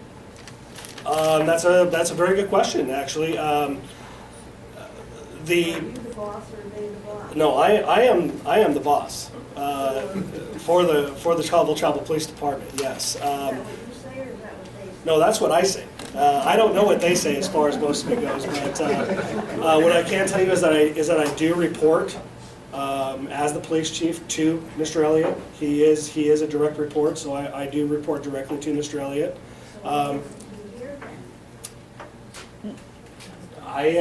Nobody asked him to be here. They didn't. Yes, nobody asked him. Nobody We asked asked him our to. tribal member chief of police to be here. That was what the request was, so it's we did. But yes, I do report. be invited? Isn't Elliot away right now? Correct. For how long a year? That I don't know. I'm not exactly sure what. They pay him and he pays off for a year? Well, I don't pay him. He has a contract with the C.B.C. As our public safety director. So. You can refer those questions on the council. Before I shut up, I was on one of them that was strictly against that move. And that was one of the main reasons why I retired, is because I even told you that I refused to work in that union. Yes, There you got it. Ma'am? Okay, I have a question. I know that when you're living in the HUDs, that certain breeds are not allowed there. Is that throughout the whole entire reservation, or is that just for the HUDs? Well, it's actually in our animal code, and in the code itself, it tells you what breed of dog you can or cannot have in the code.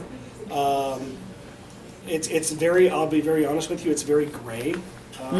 It's because it's dangerous dog is what it is, or how they've deemed it is called aggressive breed. And when you have an aggressive breed type animal, you are required by the code to have specific. The insurance? Correct. I will be very, very honest with you. I don't think that it is probably enforced the way that it should be. I've only known 2 people to have the insurance for their pets. Yes, and most of the time, what ends up happening with that is it is strictly because those animals have probably bit. Is kind of what has happened with that, and with Michael coming on, we're hoping to get a more aggressive stance on those animals as well. So, does that answer your question? Yeah, I was just curious about that. Thank you. Ducky? But mine is a sovereignty issue. A lot of our membership are left up in the air. What legal does the county sheriff and the state have over certain jurisdictions within a boundary or a reservation? Well, it's a very good question. It really depends upon what exactly it is you're talking about. What I will tell you is that the Okanagan County Sheriff's Department, the City of Omak, nor the Washington State Patrol have civil jurisdiction over you as a tribal member, which is right in terms of the Fry case, which requires any tribal member cannot be cited civilly by Washington State, so forth, within the boundaries of the reservation. I will tell you that they do have criminal jurisdiction over you. So if you're out on the roadway and Drinking and driving or something. and you're committing a crime and you are pulled over by any jurisdiction, they do have criminal jurisdiction over you, but they do What not if have you're not civil. doing anything wrong? Then they don't. It's No. tribal. Correct. Correct. They do It's not kind of like have, if something was about to happen and you're on the tribal side and it's all tribal members and you're not sure what to, or who to call, it would be tribal PD. But if there's something that is happening, like an assault right in front of you, a theft, some sort of big crime, then you call Okanagan County and you can tell them to call tribal PD. I know several years ago we voted on this. And Omak district was not in favor of certain jurisdiction they were given them.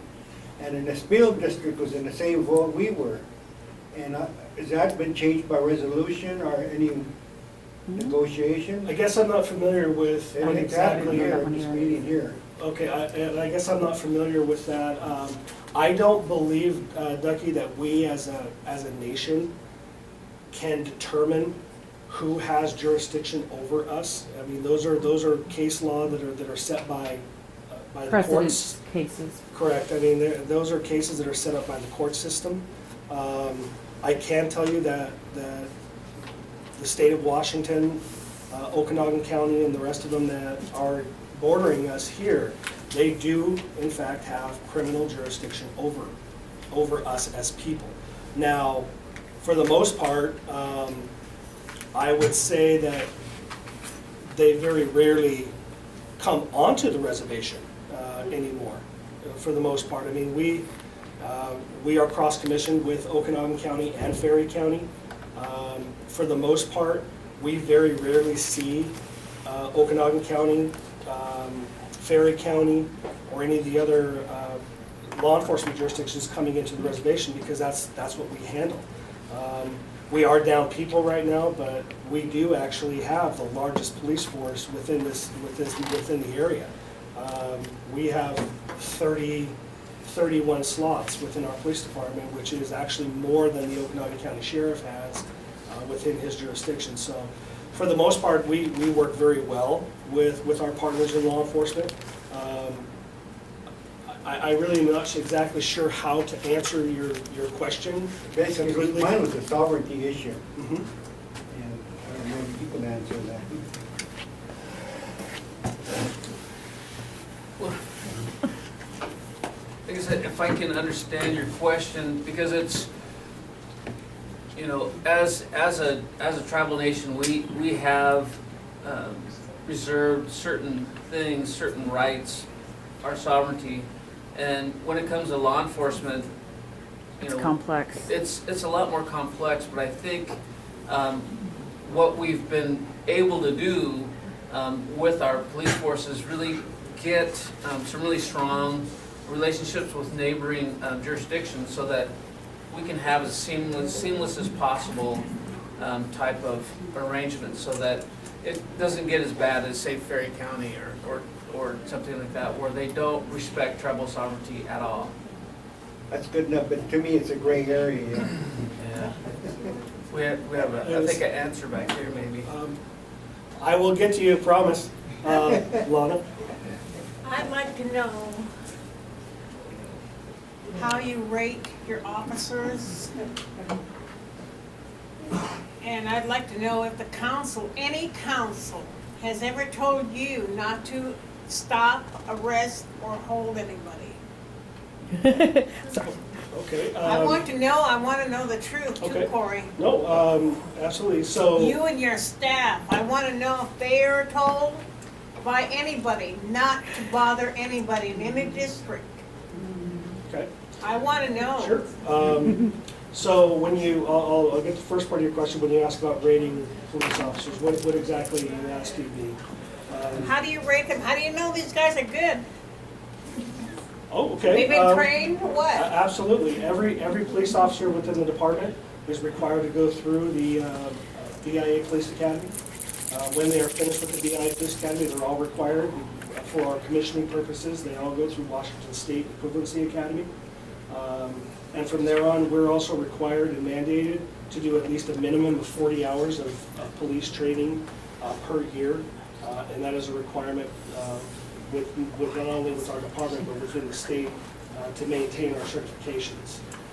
And I will tell you that I personally have never once been told by a C.B.C. member who I cannot bother. Has your officers been told? Not to my knowledge. Nobody has ever came to me in the 20 years that I've been there and has said you will or will not arrest or not arrest specific people. I have never been told that, ever. I want to comment because before, well, when John and I, that year we got on, so a year and a half ago, the chief of police used to report to the law and justice chair.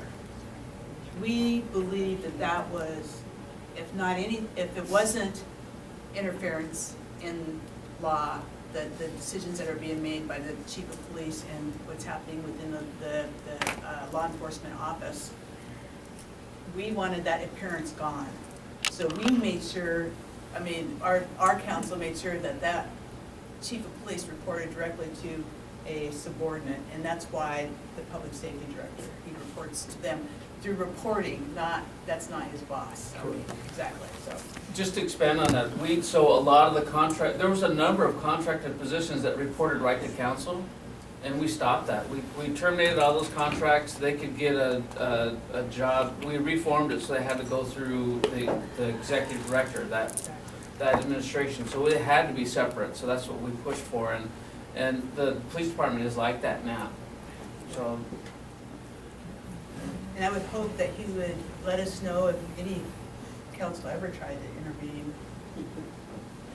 And I can also tell you that even if it did happen, I wouldn't be allowing it. Sherry? I wanted to ask you also, I asked Connie about the mess over here on Benton Street, and do you have any authority over? We do, I believe they're non-members that are living there, and I believe that we've actually already removed them from the property through tribal court orders. It'll be up to Connie, of course, in her program, but we'll of course assist them in any way we can to remove.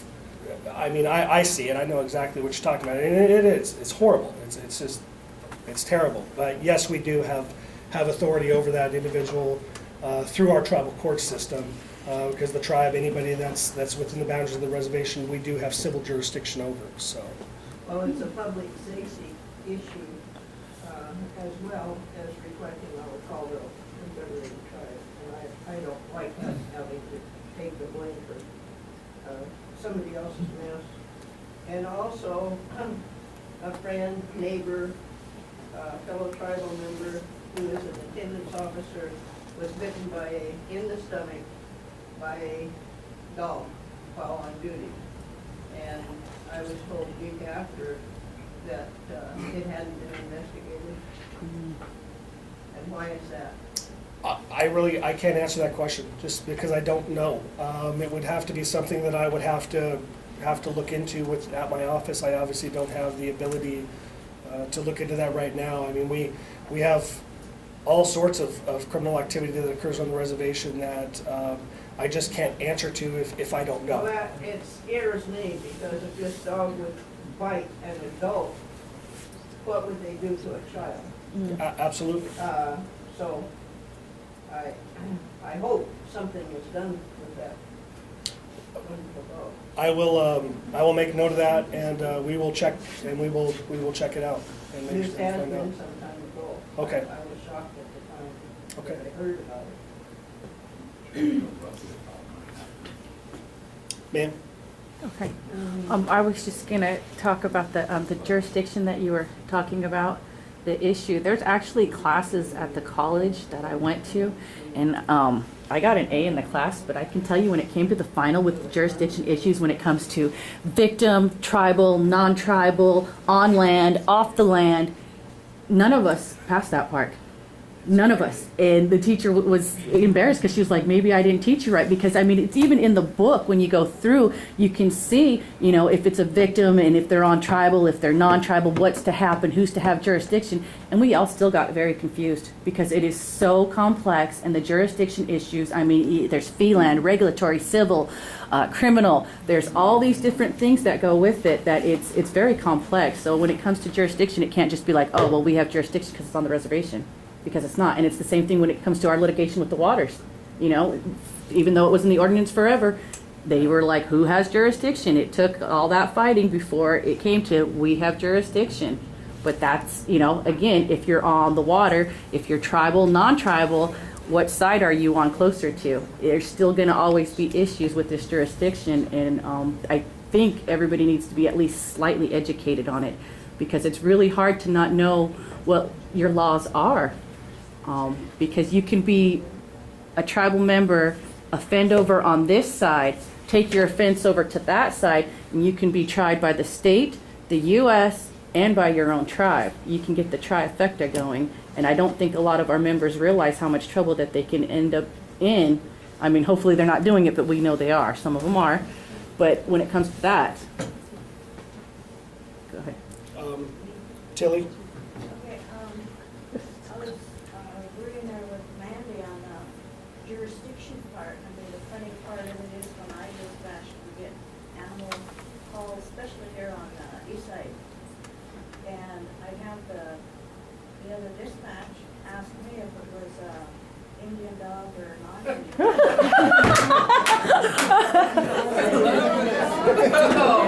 We've been there. I mean, but that's the questions that I used to get, and you get over here if it's not on a tribal land, you know, and then you can have the county come up and take care of the dog. I mean, it's what even Indian dogs. Because there's jurisdictional issues with our animals.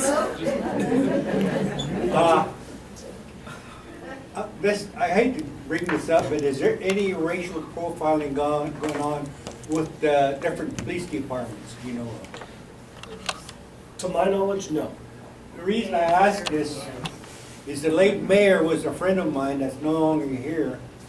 He was supposed to do a study on it, on racial profiling, and get him a report, but he got passed away and he's no longer able to give that report. I used to work with him, then I knew him when he became mayor. Yeah, he was supposed to give a report. Because sometimes I can see some Indians, he used to tell me this coming to work, hey, I'm driving the same as these guys get pulled over and I go by. He told me, Freelander, I'm going to do a study on racial profiling when I get to be mayor. I didn't think he'd be mayor, he made it. Yeah, so I don't like to bring things like that up, but you never know, it could be going on. What I can tell you is my opinion. I can tell you that I have not seen it, certainly not within the tribal police department. I cannot speak for Sheriff Rogers. I cannot speak for Chief Schreckengast. You know, they don't answer to me. They don't answer to our C.B.C. I can tell you that I have not seen it. I'm not saying it's not happening, but I can also tell you that I can't tell you honestly that it is happening as well. So. Every time we get a per capita or we get our cabell money, every Indian on the east side gets picked up by the county or the state or the tribe. That's not racial profiling, what is? It happened every fucking year. You can go down to the courthouse, or you go down to jail. Every You claim. can have 99% innocent down there, and maybe a couple They Mexicans. wait till you're over. As soon as the cabell comes out, tribal, state, and county are going to start picking up everybody else. I know that. I see that in my own family. I've lived it. As soon as per capita comes out, you guys pick me up. Okay, on the jurisdiction part, Must not be working over here. when I worked for Children and Family Services, and I had to call in either the tribal police or the county or the FBI, the jurisdiction I had to work within on the reservation was if it was on trust land and an Indian child, and if it was a felony, I would have to bring in the FBI because the tribal court could not handle those type of felonies. And then we'd have to go to federal court. But if it was just like neglect or something other than that, then it would be handled, if it was on trust land, it would be handled within the jurisdiction of the court. If it was fee land, it would probably have to go to the county, the first county that's nearest you. And one time I was fighting with 2 or 3 counties because none of them wanted the case. But that's how we had to go to that gray area. Somebody had to take it over. So I really had to know my jurisdiction when I was out there. And it took me a number of years to get most of it figured out. And then they changed the rules on you? No. Not yet, I don't think so, but not everybody has to work with the jurisdiction. And unless you work with it, it kind of goes over your head. It's hard to understand. It's a lot to take in. Shirley? Good evening, my name is Charlene Bearcook, and I'm a rural tribal member in this Boone district that came to observe. First of all, we have been aware of a security corporation that the council has developed, and that's been involved in a great deal of discussion in the Nespelung district, and it saddens me that the chief of tribal police would deny that there's racial profiling, because our council openly admits it along with the membership, because that's one of their selling points for the security corporation, to minimize the racial profiling that's going on across the river. So, you know, that kind of dismays me that you'd make that statement, Corey, because we all grew up in it. It's not anything new. It's been existent for time memorial here. So, you know, I just wanted to clarify that yes, racial profiling is a very, very, very dangerous situation. Our people are targeted.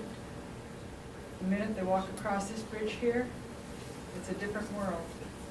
Just same like over at Cooley Dam, across that bridge there, it's a different world.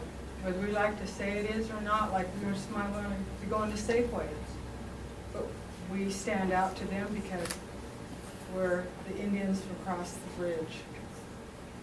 And so, and we do have a big issue with our tribal people being pulled over. I mean, it's sad that you have to tuck your feather up once you get across the bridge so they won't see it flying, or whatever you have, your dream catcher. We talk about at length at our district meetings how we can improve the government-to-government relationships. So I really hope that you, if you're not aware of it, that you listen to your people, you train your officers, you become aware of it, and I think that it should be part of their training, some kind of cultural sensitivity too. Thank you. Harry? On the reservation, is it a felony for intimidating a public servant? Is it a felony for intimidation of a public servant? Yes. No, it is not. Okay. It is On our reservation, it's It is a misdemeanor. I see across the river. Really? Signs, if you come in this establishment and intimidate a public servant, it's a felony. So I'm a little surprised it's not here on the reservation. See that in federal dollars. Well, that's weird because as Washington state law and as U.S. citizens, it should just come over to our side. Just saying. I live as a U.S. citizen too, so you don't get to take my rights at any side. Yes, ma'am? Okay, so this has happened more than once in the past that I've seen.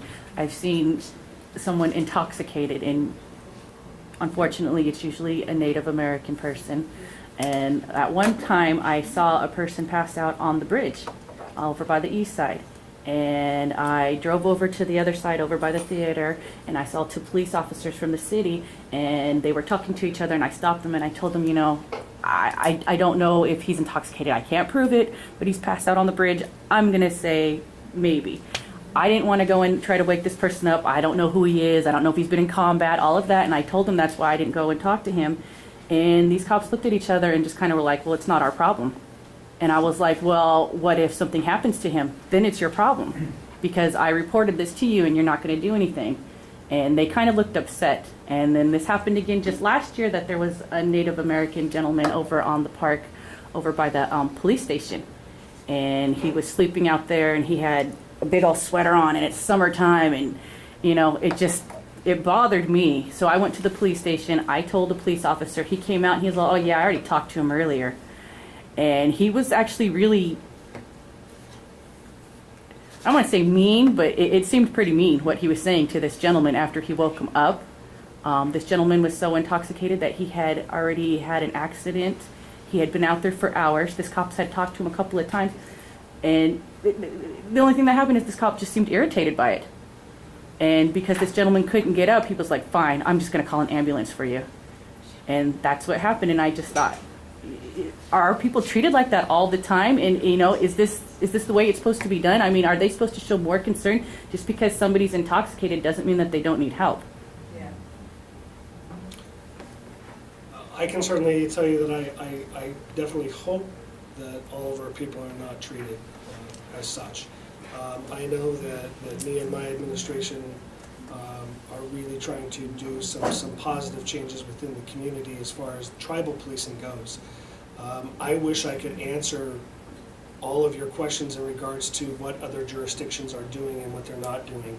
I can't speak for Chief Schreckengas or Sheriff Rogers or Sheriff Warner. I wish I could, but I just cannot.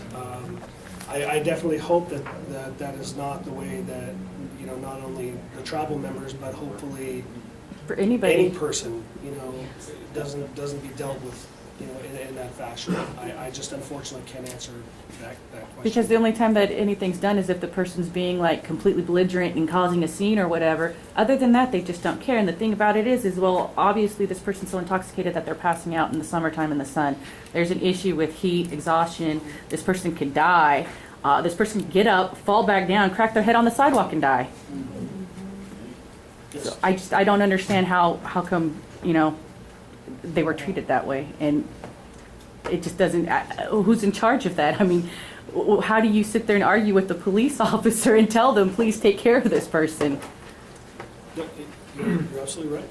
You know what, the next time that happens, I'll just pull out a camera. Just to add on to what she's talking about, me and my brother here, we've been in the sweat lodge now here on East Omak, about 20 years, every Tuesday, Thursday, and Sunday. One night, there was about 10 or 12 of us. We happened to be in my longhouse. My sweat lodge is just in the back there. And the lights flipped on and they come busting through my longhouse looking for this, whoever it was. I don't even know who he's looking for. I don't know the name. But they bursted through there like they were, you know, in riot gear and everything, guns drawn. Then they went into the sweat lodge. Guns drawn, looking for it, whoever that guy was. And we still have people in the sweat lodge. Now, if that's not racial profiling, throwing your weight around, not knowing what a sweat lodge is, and I don't know what it is. Yes, sir. Yeah. Okay, I know exactly what Tinker and I was trying to say, because Corey, you know, I was there for a lot of years. And the discontinuing culture training that was cut off, I know because I was the cultural instructor for the new officer that came in. We had a few of our non-tribal officers got insulted because of what was brought out in these meetings, so it stopped. But it's just like Tinker was saying, that what they have removed from the police department is the knowledge of these guys that knows that you don't go to your mom's house or Number? you don't do it when there's, Email? you know, like there's a prayer or whatever. Oh, on the YouTube. You just don't do that. And I also try to work with them to try to work with natives because they're different. Whether anybody agrees with me or not, but they're different. There are nobody likes to talk about the old days, and I always talk about the old days because they were good days. And I work with a lot of good people, a lot of good officers. There was a lot of times when our people got stopped and they were the tribal officer. they'd open the door, the guy would hop in, you know he's guilty. But nowadays you fight them to get them in, you know? And that's what I was saying, that you're on call, Corey, you gotta get that, somebody in there to show these guys there are certain things that you don't do.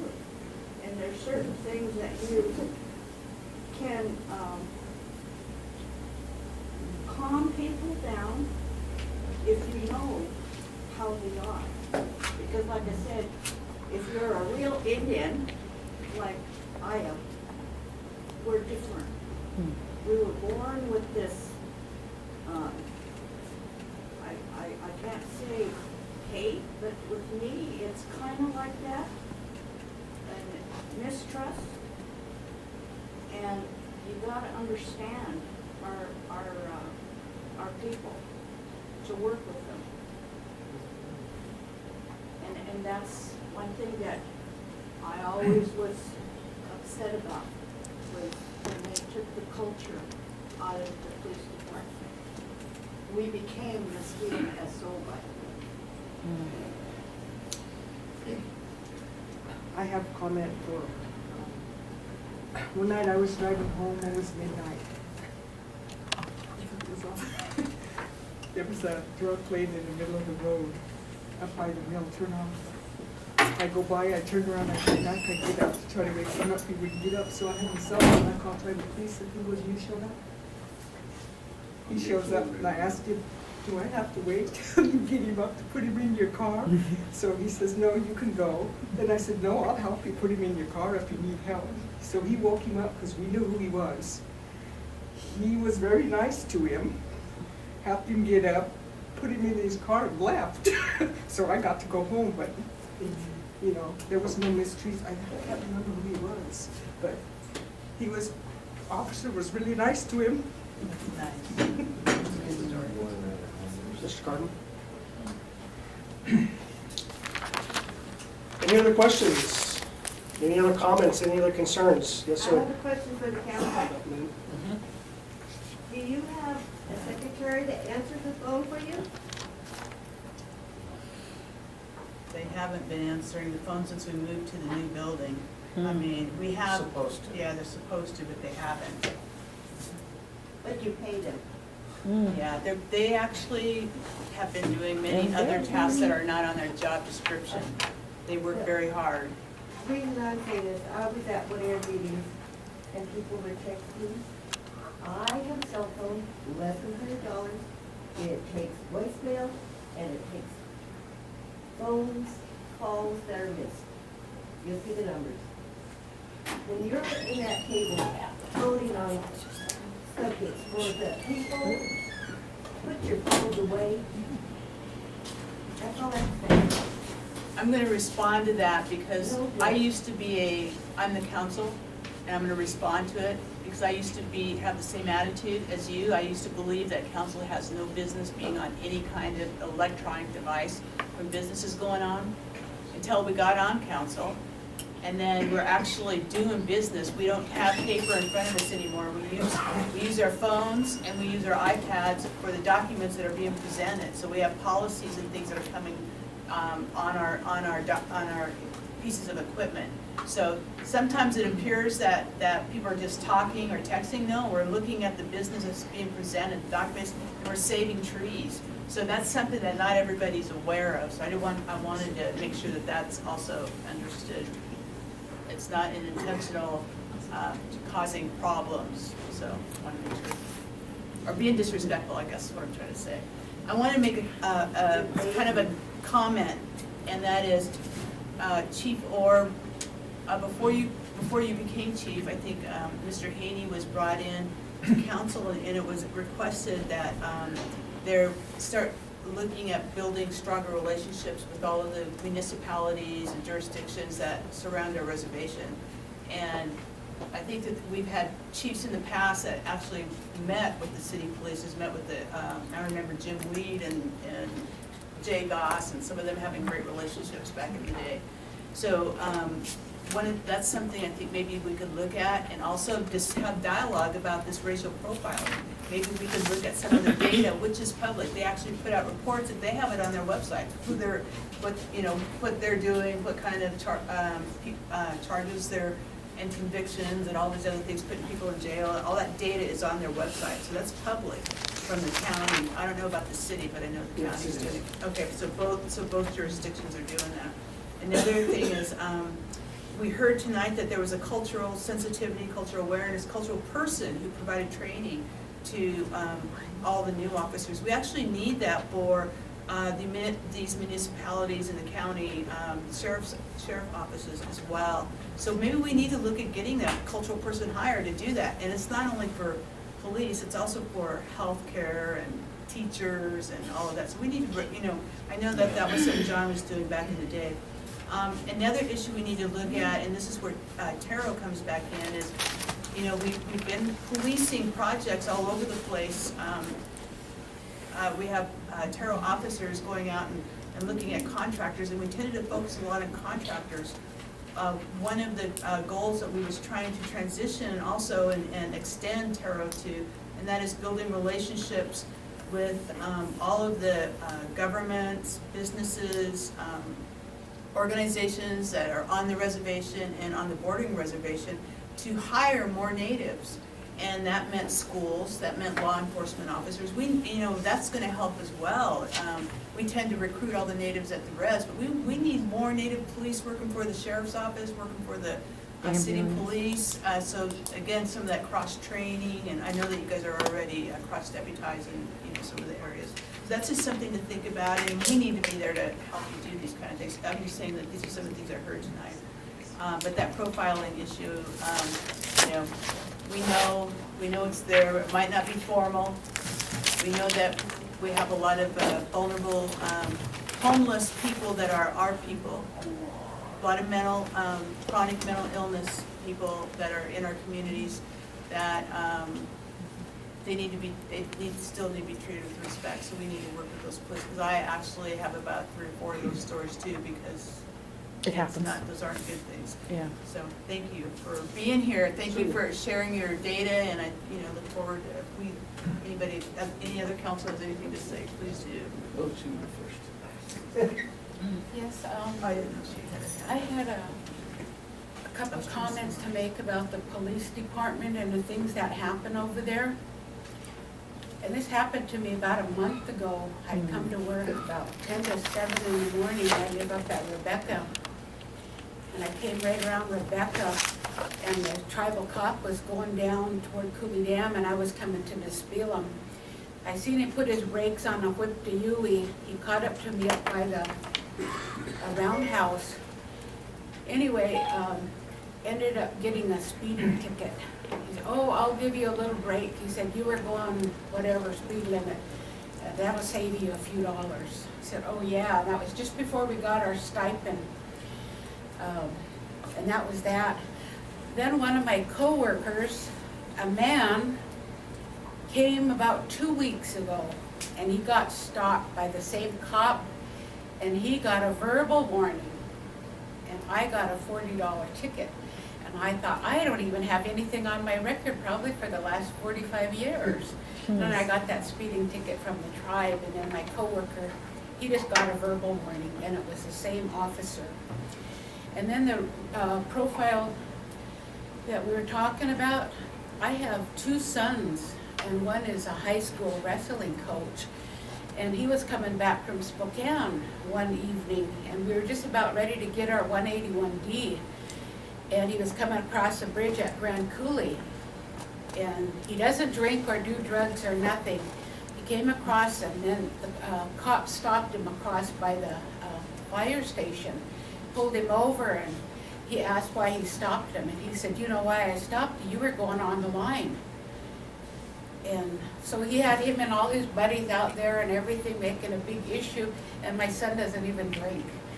And so he checked everybody's ID and everything and looked at everybody, but finally after he seen his name, and he goes, "Oh, okay, well, sorry about that," and that was like 2:15 in the morning.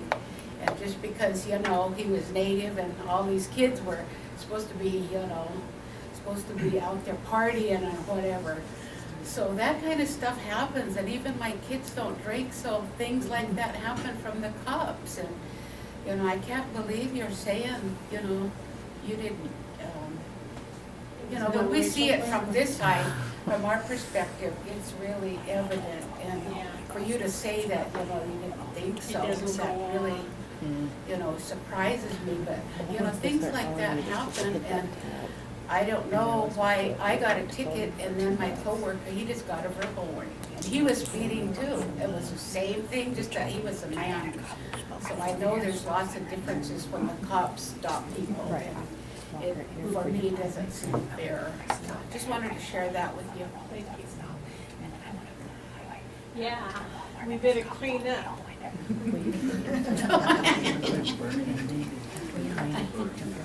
My name's Bernie Dockley. I'm from the Omak district here. I've been kind of away from home for about 3 years now in North Dakota. And, I'm kind of listening to what's going on here about, having problems with suicides and things like that. And I think what we're talking about here is just another ingredient to depression here. I think we need to take the time and maybe dedicate a Tribal Tribune to express what your jurisdictional matters are, what our sovereignty matters are, where we really stand, because, when we do go to this field and talk to our leaders, they really can't give us a direct answer on what our jurisdiction is and where does our sovereignty really stand, is it the hunting, fishing rights, it gets tied up in the corporate world, so it gets really confusing. I think we really need to start stressing those issues to our tribal members and announce it, so we can amplify it and understand it a little better, because our resources are very attractive to people, and it does attract a lot of. When the mills opened up, a lot of the local businesses were thrilled about it.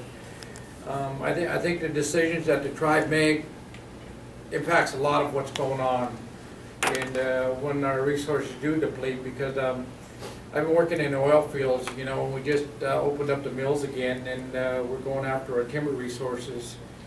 And the scary part about it is when we get done with this timber, where do we stand? Are we making the right choices? I've been trying to get my foot in the door since I've been home, and it's pretty tough, and I'll announce that to the council. So there is a really door closing session going on this reservation and things like that. I was working with Hess Oil and Continental Oil. We were working 580 employees. I was part of the management, and I showed up at a meeting, and they kind of asked me, you come from the reservation? No, I came from Washington State. Well, we don't see many Indians up here running around. It's kind of weird you're up here. I said, well, I got hired by KSI, and I'm part of the management. And they were really surprised, it's really tough being an Indian, because I'll tell you something, the government set the tribes up to fail. And it's kind of like when you do a lot of government contracting, if you don't follow those guidelines, you fail. You lose that privilege. So, government is some of the toughest rules and regulations in the industry. And I'll share a story with you guys. I was on a Hopi reservation doing a big job. And I went down there, and they protested it. The Navajos and the Hopis protested. It was Hopi money on Navajo land. It was a pretty disputed area, and I had 3 guns pulled on me. I was kind of getting tired of it, and I got up on the tailgate, and I told all the tribal members, and I said, I can't satisfy all of you, but if we don't make a decision, we're going to fail. And that's exactly what the government wants us to do, is dispute amongst each other and fight amongst each other, and that's why these rules are so tough. It's designed to take us that direction, so we got to show these people that we can accomplish our goal so we can get more privileges down the road, and that's exactly what they come to term, and it was a good job. We worked 50% Hopi and 50% Navajo, and that was the first time in the history that happened. So, you can really come up with accomplishments, and you know, and coming home and hearing what's going on, and, you know, I'm on a recovery mode myself with my family, you know, and been through some situations, and that's why I'm home right now. But it's kind of good to see that, you know, things are being brought back together, and we're having a little more subtle meetings, and really trying to pinpoint and amplify our problems here. Because you know, we got to worry about the younger generation, how we're going to get them in the door, and how they're going to make their decision in their future and their opportunity with what resources left for them. You know, that's the bottom line here. You know, I think we're all involved in a decision-making thing here, and I think we need to use our newspaper to announce this on what really stands and where we're going, because you know, when I used to manage with the reservation here, I think a lot of the depression was employment. You know, this guy come out of nowhere, he's an Indian, he got my job, I got sent home. Those are a lot of areas too, you know, that bring hardship. So, and after that hardship, they turn to drugs and alcohol. Maybe at one time they were a really intelligent tribal member, but I do see a lot of them get depressed and can't do this or support their family, you know. And one councilman came to me and said, you know, what are we going to do? And I said, you know, all we give them is drug dealing. We don't give them jobs. They have no choice. They got to make money some way. You know, we have to make those changes. We have to start recognizing and giving them opportunity in their resources, because it would probably help your department, you know. So I'm just trying to catch up to speed here a little bit. You know, I've been gone and I haven't really been over there. We work 80 hours a week. I don't really get much from home, but what my family's doing. But it's really good to see everybody, you know, express these issues, because they even happen on the other reservations. I see it. And it is a really teeming deal to really cure and remedy these problems. So I don't know, I really think it's time to announce things and tell the people where we stand. I mean, the next question is our younger generation, where's our water going to go? That's our next resource. You know, where do we stand? Where is our water rights? I could never get a direct answer out of anybody. Nobody really knows. So we really need to start planning the future for the next generation. Wait to hear about the Arrow So Lake. I really thank you guys for your time, and Lynn invited me here this evening. I wasn't really going to come down, but I thought I'd stop by and You always have good words. I appreciate you coming down. see what's going on, you know. And I know I've worked with a lot of people here, and they've worked for me, and I've seen a lot of people have to challenge the tribe and you know, build their own opportunity and go over and fight their own rules and regulations for opportunity, you know. And sometimes Taro's hands are tied and they can't do nothing, and by that time, you know, the opportunity's gone. And I read a lot of campaign letters. We tell our young children to go get an education, come back. They do. We give them nothing. They get depressed. They move on. So anyway, that's what I wanted to kind of express. I didn't want to get too broad detail about stuff, but I really think that I think we got to be pretty loud and clear about what's going on here. Thank you. Thank you, Bernie. Yeah, I was listening to you, Bernie. I hear a lot of things you say. A lot of it's good. When somebody pulls a gun on me, like, don't go there. Yeah. A lot of us came here. Some of us don't know why.